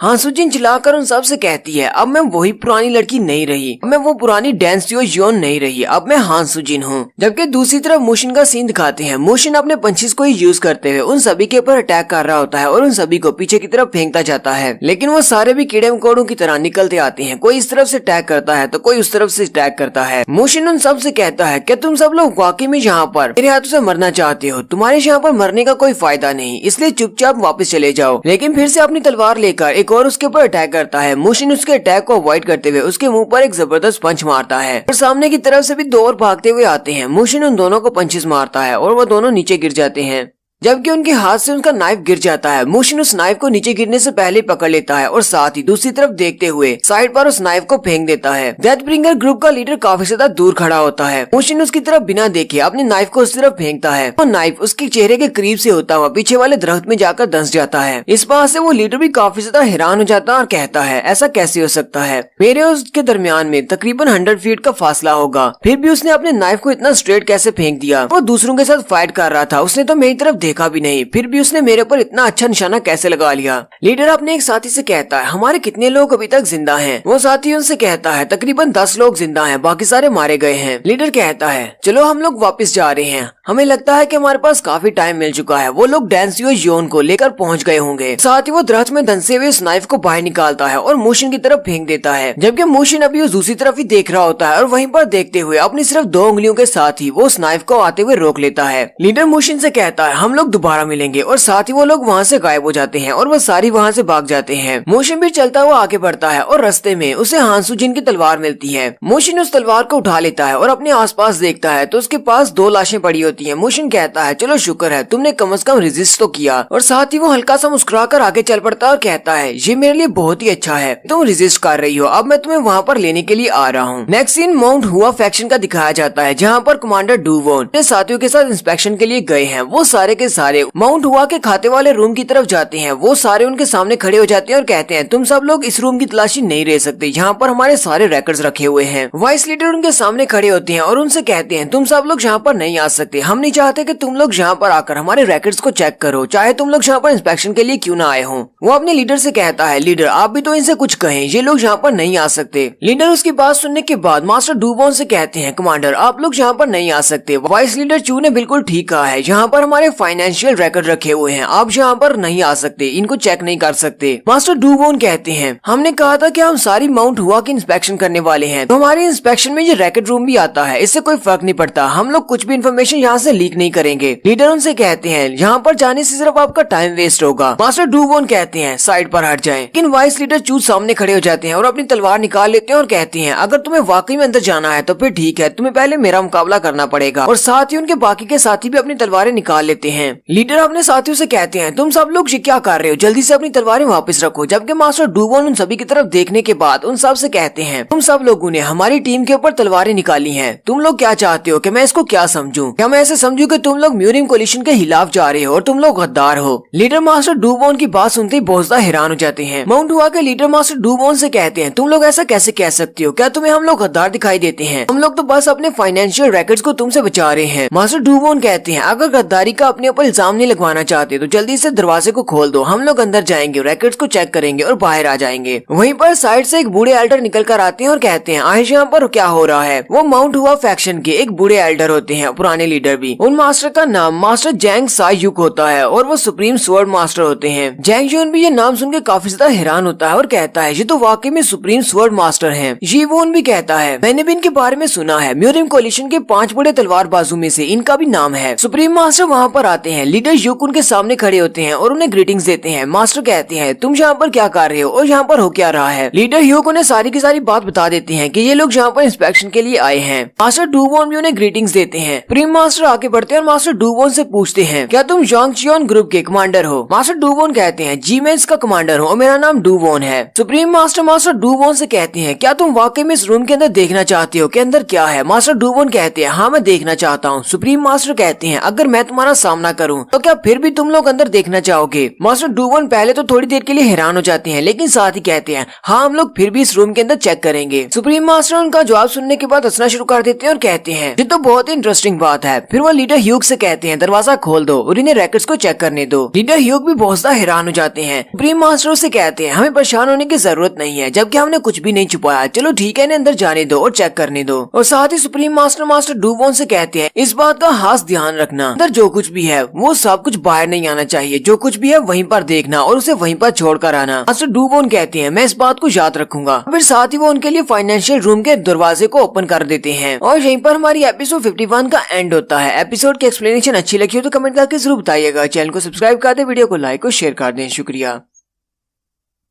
Peak of the master world के लास्ट एपिसोड के एंड पे हमने देखा था मास्टर डूवोन अपनी टीम के साथ माउंट हुआ फैक्शन के फाइनेंशियल रिकॉर्ड्स वाले ऑफिस के बाहर खड़े होते हैं और उनसे कहते हैं दरवाजा खोलें, लेकिन वो मुश्किल पैदा कर रहे होते हैं। वहीं पर सुप्रीम मास्टर आते हैं और उनसे कहते हैं ठीक है इनके लिए गेट्स को ओपन कर दो और फिर वो उन्हें अंदर जाने की इजाजत दे देते हैं। तो एपिसोड 52 की शुरुआत में वो लोग उस रूम के अंदर बैठे होते हैं और वहीं पर उन सारे रिकॉर्ड्स को चेक कर रहे होते हैं। रिकॉर्ड्स को चेक करने पर उन्हें पता चलता है कि माउंट हुआ फैक्शन वाले बहुत ज्यादा घाटे में चल रहे हैं, इन्हें हर महीने बहुत ज्यादा नुकसान होता है। आजियोन कहती है इनके लॉसेस तो बहुत ज्यादा है, इसीलिए ये हमें अपने रिकॉर्ड्स को चेक नहीं करने दे रहे थे। हाँ उन कहती है वो सारे यहाँ पर वॉरियर्स बना रहे हैं, उनके ऊपर बहुत ज्यादा खर्चा होता है, लेकिन उन सभी को सोल्जर के तौर पर क्लासिफाई नहीं कर रहे। मास्टर डूवोन उन सभी से कहते हैं हम लोग यहाँ पर माउंट हुआ के फाइनेंशियल रिकॉर्ड्स को चेक करने के लिए नहीं आए, हम लोग यहाँ पर कल्ट के बारे में रिकॉर्ड्स को ढूंढने के लिए आए हैं कि शायद हमें यहाँ पर कुछ ऐसा लिंक मिल जाए जो कि कल्ट के साथ जुड़ा हो, इसलिए बाकी की सारी गैर जरूरी बातों को छोड़ दो। और याद रहे इस बारे में किसी को भी बाहर जाकर बताना नहीं कि इनके यहाँ पर क्या चल रहा है। नेक्स्ट सीन 100,000 माउंटेन का दिखाया जाता है जहाँ पर मैग्यू क्लैन है। मैग्यू के लोगों ने वहाँ पर पहाड़ी के ऊपर बहुत सारे घर बनाए होते हैं। मैग्यू क्लैन वहाँ पर पूरे का पूरा बसा हुआ है, जबकि वहीं पर एक घर के अंदर हांसुजिन को भी दिखाया जाता है। वो लोग हांसुजिन को पकड़कर वहाँ पर ले जाते हैं चिनचियोन के घर पर। हांसुजिन की म्यान तो उसके पास ही होती है, लेकिन वो अपनी तलवार वहीं पर फेंक आई है। हांसुजिन कहती है काश मेरा ब्लेड मेरे पास होता तो शायद मैं कुछ कर पाती। उसी वक्त दरवाजा खुलता है और एक लड़की अंदर आती है और कहती है प्रिंसेस आपके नहाने के पानी और आपके साफ कपड़ों का बंदोबस्त कर दिया गया है, प्लीज मेरे साथ चलें। हांसुजिन उसे कहती है नहीं मुझे नहाना नहीं है और मेरे यही कपड़े ठीक हैं। वो नौकरानियों से कहती है प्रिंसेस प्लीज मेरे साथ चलें। हांसुजिन उसे चिल्लाकर कहती है मैंने तुमसे कहा ना मुझे तुम्हारी जरूरत नहीं है और ना ही मुझे नए कपड़े पहनने हैं। वो नौकरानी प्रिंसेस से कहती है प्रिंसेस आपके लिए अच्छा यही रहेगा कि आप मेरे साथ चलें, क्योंकि अगर आप मेरे साथ नहीं जाएंगी तो फिर मर्द यहाँ पर आएंगे और वही आपको अपने साथ नहलाने के लिए ले जाएंगे और साथ ही आपके कपड़े भी चेंज करेंगे। हांसुजिन उसकी बात सुन के हैरान हो जाती है और साथ ही गुस्सा भी हो जाती है। फिर नेक्स्ट सीन में दिखाते हैं वो नौकरानियां उसे पानी के अंदर ले जाती हैं और उसे वहीं पर बिठाकर पूल के अंदर नहला रही होती हैं। नहलाने के बाद साथ ही उसके लिए अच्छे कपड़े लेकर आती हैं और उसे कपड़े पहनाने के बाद उसके बाल बनाकर उसे रिंग लगा देती हैं और हांसुजिन भी एक लड़की दिखने लग जाती है, जबकि वो अपनी तरफ देखकर कह रही होती है मैं कितनी भद्दी दिख रही हूँ। हांसुजिन तैयार होकर उसी रूम में फिर से खड़ी होती है, जबकि शिनचियोन वहाँ पर आता है और उसे कहता है जब तुमने वो कपड़े पहने हुए थे जिन कपड़ों में तुम यहाँ पर आई तो मुझे लगा शायद कोई लड़का है, लेकिन अब लग रहा है कि कोई लड़की खड़ी है। इन कपड़ों में तुम बहुत ज्यादा प्यारी लग रही हो। और यही मैग्यू का नया लीडर है जिसका नाम शिनचियोन व्यू है। शिनचियोन उसे देखकर काफी ज्यादा एक्साइटेड होता है। हांसुजिन उसे देखते ही बहुत ज्यादा गुस्सा हो जाती है। शिनचियोन उसे कहता है तुम्हारी आंखों में जो गुस्सा है इस तरह का गुस्सा मुझे किसी दूसरी औरत में नहीं दिखाई देता, इसीलिए तो मैं तुमसे शादी करना चाहता हूँ। और साथ ही वो अपना हाथ आगे बढ़ाकर उसके गाल को छूने लगता है, लेकिन हांसुजिन उसके हाथ को पीछे झटक देती है और कहती है अपने गंदे हाथ मुझसे दूर रखो। और फिर उसे पंच मारती है, लेकिन वो उसके पंच को अवॉइड कर लेता है और साथ ही हांसुजिन उसे किक मारती है, वो उसके पाँव को रोक लेता है। फिर हांसुजिन अपनी पाम से उसके गर्दन के ऊपर अटैक करने लगती है, लेकिन वो जल्दी से उसके पीछे चला जाता है और पीछे वाली साइड से उसकी गर्दन को पकड़ लेता है। उसने अपनी अंगुलियों को उसकी गर्दन के अंदर दंसाया होता है और साथ ही उसका गला दबा रहा होता है। शिन चियोन उसे कहता है जितना ज्यादा तुम रेजिस्ट करोगी मुझे उतना ज्यादा मजा आएगा। सिर्फ 2 दिन में हमारी शादी होने वाली है, इसलिए मैं चाहता हूँ कि अगले 2 दिन में तुम मुझे इस तरह परेशान मत करो, ना मैं 2 दिन तक सब्र नहीं करूंगा और अभी वो सब कुछ कर दूंगा जो कि तुम्हारे साथ शादी के बाद करने वाला हूँ। हालांकि मुझे इसमें भी बहुत ज्यादा मजा आने वाला है। और साथ ही वो उसके गले को दबाता जा रहा होता है और हान सू जिन बेचारी उसका सांस बंद हो रहा होता है। जैसे ही वो उसको छोड़ता है हान सू जिन नीचे गिर जाती है, लंबे लंबे सांस ले रही होती है। शिन चियोन उसे वहीं पर छोड़कर चला जाता है। नेक्स्ट सीन रात के वक्त का दिखाते हैं। रात के वक्त गली का सीन दिखाते हैं जहाँ पर बहुत सारे गार्ड्स होते हैं और गली में गार्ड्स होते हैं। उसी वक्त गली के कॉर्नर से एक बंदे को दिखाते हैं जो कि छुपकर उन गार्ड्स की तरफ देख रहा होता है और फिर वो वहीं से जंप करते हुए प्रिंसेस के रूम की तरफ चला जाता है। वो उसकी खिड़की के रास्ते से अंदर आ जाता है। हान सू जिन उसकी तरफ देखती है तो वो उसे इशारा करते हुए कहता है खामोश रहो, बाहर बहुत सारे गार्ड्स हैं, किसी को आवाज आ जाएगी। हान सू जिन उस लड़के को पहचानती है। वो भागती हुई उसके पास आती है और उसे कहती है डैमपेक तुम अभी तक जिंदा हो और तुम कैसे हो? डैमपेक उसे कहता है मैं तुम्हारे लिए बहुत ज्यादा परेशान था, मैंने आज तुम्हें देखा, डेथब्रिंगर ग्रुप वाले तुम्हें अपने साथ लेकर आ रहे थे, मैं तुम्हारे लिए बहुत ज्यादा परेशान था क्योंकि तुम बिना बताए यहाँ से चली गई थी। हान सू जिन उसे कहती है तुम्हें कैसे पता चला कि मैं यहाँ पर हूँ? डैमपेक उसे कहता है मैंने डेथब्रिंगर के लोगों को देखा था, वो तुम्हें यहीं पर इसी रूम में लेकर आ रहे थे। डैमपेक उसे कहता है मैंने डेथब्रिंगर ग्रुप के लीडर को पहली बार इतनी ज्यादा गुस्से में देखा है, लगता है कि तुम्हें पकड़ने में उसे काफी ज्यादा मुश्किल हुई होगी। हान सू जिन भी उसकी बात सुन के हैरान हो जाती है और साथ ही वो मुस्कुराते हुए सोच रही होती है लगता है कि उसने मो जियोन को काफी ज्यादा अंडर एस्टिमेट कर लिया होगा, इसी वजह से तो उसे वहाँ पर काफी मुश्किल हुई होगी। डैमपेक पीछे की तरफ मुड़ता है और उसे कहता है मेरे साथ आओ, मैं तुम्हें यहाँ से निकाल लेता हूँ, हम दोनों यहाँ से भाग जाएंगे, मैं तुम्हें फिर से मैग्यू से बाहर भेज दूंगा। हान सू जिन उसे कहती है नहीं, मुझे यहाँ से भागने की कोई जरूरत नहीं है। डैमपेक उसे कहता है लेकिन ऐसा क्यों? हान सू जिन कहती है यहाँ पर कुछ ऐसा है जिसके लिए मैं यहाँ पर आई हूँ और मुझे अपना मिशन पूरा करना है। डैमपेक भी उसकी बात सुनकर काफी हैरान हो जाता है और उसे कहता है मुझे अपने ऑर्डर्स दो, मैं जहाँ तक हो सका तुम्हारी हेल्प करूंगा। हान सू जिन फिर उसे ऑर्डर्स देती है। वो उसे कहती है तुम्हें बाहर जाना है और वहाँ पर एक लड़का होगा जो मुझे ढूंढ रहा होगा, उसे जाकर मेरे बारे में बताना। जबकि मोशन को भी दिखाते हैं। मोशन भागता हुआ मैग्यू क्लैन की तरफ आ रहा होता है और वो मैग्यू क्लैन के बाहर एक बड़ी सी चट्टान के ऊपर खड़ा हो जाता है। नेक्स्ट सीन अगले दिन सुबह का दिखाया जाता है। मोशन अभी वहीं पर छुप कर देख रहा होता है कि वो कौन से रास्ते से अंदर जाएगा। दरवाजे के ऊपर भी काफी सारे गार्ड्स होते हैं और वो सभी का नकाब उतार कर भी उनके चेहरे को देख रहे होते हैं। मोशन कहता है क्योंकि इन लोगों ने मेरा चेहरा देखा हुआ है और यहाँ पर डेथब्रिंगर ग्रुप के लोग हैं, सभी के चेहरे चेक कर रहे हैं, अब मैं क्या करूँ, मैं कौन से रास्ते से अंदर जा सकता हूँ? उन्हें लगता है शायद मैं वहाँ पर आने वाला हूँ। मोशन अभी वहीं पर खड़ा होता है कि डैमपेक झाड़ियों में से निकलता है और वो अपने आसपास देख रहा होता है। मोशन उसे देखते ही वहीं पर साइड पे छुप जाता है और जल्दी से उसके पीछे वाली साइड से निकलता है और उसे सर से पकड़ते हुए सामने वाले दरख्त के साथ लगा लेता है और कहता है जल्दी से बताओ तुम कौन हो और यहाँ पर किसको ढूंढ रहे हो? डैमपेक अपनी नजर को पीछे की तरफ घुमाता है तो मोशन के हाथ में 1000 डेथ ब्लेड होता है। वो उसे पहचान लेता है और कहता है ये तो प्रिंसेस की स्वर्ड है। वो मोशन से कहता है क्या तुम्हारा नाम मो जियोन है? मोशन कहता हाँ मेरा नाम मो जियोन है, तुम कौन हो? डैमपेक उसे अपना नाम बताता है। डैमपेक उसे कहता है मुझे यहाँ पर प्रिंसेस ने भेजा है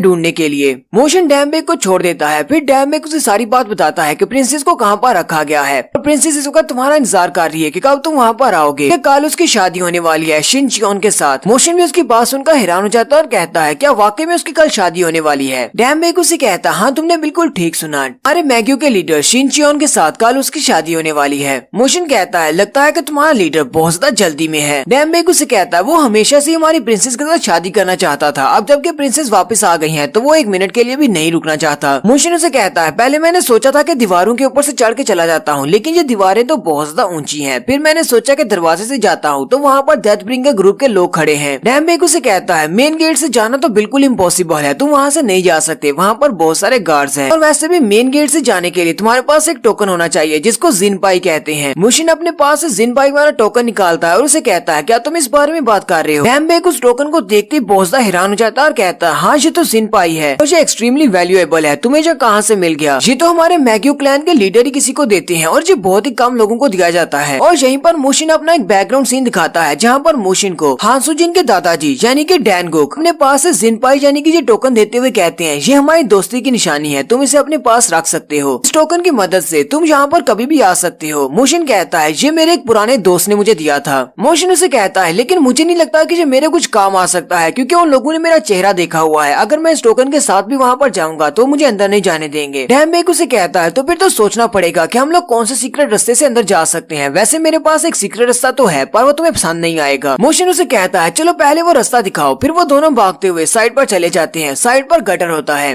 मैग्यू क्लैन एक पहाड़ी के ऊपर बनाया गया है, इसलिए वो गटर का सारा पानी ऊपर से नीचे एक रास्ते से आता है, यानी कि एक टनल होती है जिसके अंदर से उनका सारा गंदा पानी नीचे आता है। मोशिन वहाँ पर जाते ही अपनी नाक पे हाथ रख लेता है और उसे कहता है ये क्या है, यहाँ से इतनी गंदी स्मेल क्यों आ रही है। डैमबेक उसे कहता है यही तो वो सीक्रेट रास्ता है, ये टनल है जिसके रास्ते से हम लोग ऊपर जा सकते हैं। हालांकि इस टनल के अंदर से हमारे सारे के सारे मैग्यू क्लैन का सीवरेज का पानी और सारे गटर का पानी यहीं से गुजरता है। मोशिन बेक डैम से कहता है क्या तुम पहले कभी इस रास्ते से अंदर गए हो। डैमबेक भी अपनी नाक को बंद करके खड़ा होता है और कहता है नहीं, मैं यहाँ पर कभी नहीं आया, ऐसे भी मैं यहाँ पर आऊंगा क्यों, यहाँ पर तो बहुत ही गंदी स्मेल आती है, मैं इस रास्ते से क्यों जाऊंगा जब तक कि मेरे पास कोई बहुत बड़ी वजह ना हो। मोशिन उसे कहता है अच्छा मुझे ये बात बताओ, क्या अगर हम लोग यहाँ पर जाते हैं तो क्या हम लोग दूसरी तरफ निकल पाएंगे या नहीं। डैमबेक उसे कहता है हाँ हम लोग लाजमी दूसरी तरफ निकलेंगे। नेक्स्ट डे शिनचियोन का दिखाया जाता है जो कि अपने दरबार में खड़ा होता है। उसके डेथब्रिंगर ग्रुप का लीडर उसके पास आता है। शिनचियोन कहता है तुमने वहाँ पर मेरे 20 लोगों को मरवा दिया, लेकिन फिर भी तुम एक आदमी को नहीं मार सके। मैंने तो ऐसा सोचा भी नहीं था कि हमारी प्रिंसेस किसी मॉन्स्टर को अपने साथ लेकर आएगी और वो इतना ज्यादा पावरफुल होगा। डेथब्रिंगर ग्रुप का लीडर उनसे कहता है मैग्यू लीडर, हमने अपने सारे लोगों को इस बारे में बता दिया है, उसकी शक्ल के बारे में कि वो कैसा दिखता है। अगर वो यहाँ पर आ जाता है तो हम लोग उसे जरूर पकड़ लेंगे। साथ ही हम लोगों ने अपने डिफेंसेस को भी बहुत ज्यादा बढ़ा दिया है। मुझे लगता है कि वो कल की शादी को बर्बाद करने के लिए यहाँ पर जरूर आएगा। शिनचियोन उसे कहता है अगर वो वाकई में यहाँ पर आता है तो मैं चाहता हूँ कि तुम उसको जिंदा पकड़ कर लाओ, कि मुझे लगता है कि वो हमारी शादी से पहले यहाँ पर जरूर आएगा हमारी प्रिंसेस को यहाँ से लेकर जाने के लिए। अब मैं अपनी दुल्हन के सामने उसका सर काटूंगा क्योंकि मेरी दुल्हन के लिए उसका कटा हुआ सर बिल्कुल एक परफेक्ट गिफ्ट होगा। क्योंकि दूसरी तरफ डैमबेक और मोशिन दोनों ही उस गटर में जाने की तैयारी कर रहे होते हैं। डैमबेक अपने पास से रुमाल निकालता है और उसे अपने नाक के अंदर ठूंस लेता है और साथ ही एक रुमाल निकाल कर वो मोशिन को देता है और कहता है तुम भी अपने नाक में लगा लो। उसी वक्त वो माउंटेन एरिया हिलना शुरू हो जाता है क्योंकि अंदर से बहुत ही प्रेशर के साथ पानी निकल रहा होता है। क्योंकि देखते ही देखते बहुत ही स्पीड के साथ अंदर से बहुत ज्यादा पानी निकलता है। डैमबेक भी ये देखकर काफी ज्यादा हैरान हो जाता है। क्या वो मोशिन को क्या जवाब देगा। मोशिन उसे कहता है तुमने तो कहा था कि यहाँ से बस इस तरह का फ्लो निकलता है, अब ये इतना ज्यादा पानी कहाँ से आ गया। मुझे नहीं लगता कि नाक में इस तरह रुमाल देने से हम लोग इस बड़े प्रेशर से बच पाएंगे। डैमबेक उसे कहता है तुम्हें परेशान होने की जरूरत नहीं है, ये किसी वक्त एक बार ऐसा करते हैं दिन में जब ऊपर बहुत ज्यादा पानी जमा हो जाता है। जबकि उन्होंने एक बार पानी को रिलीज कर दिया है तो अगले 1-2 घंटे तक वो लोग पानी को रिलीज नहीं करेंगे। चलो जल्दी से अंदर चलते हैं। फिर वो दोनों ही उस गटर वाली टनल के अंदर चले जाते हैं और यहीं पर हमारी एपिसोड 52 का एंड होता है। एक्सप्लेनेशन अच्छी लगी हो तो कमेंट करके जरूर बताइएगा। चैनल को सब्सक्राइब कर दें, वीडियो को लाइक और शेयर कर दें। शुक्रिया।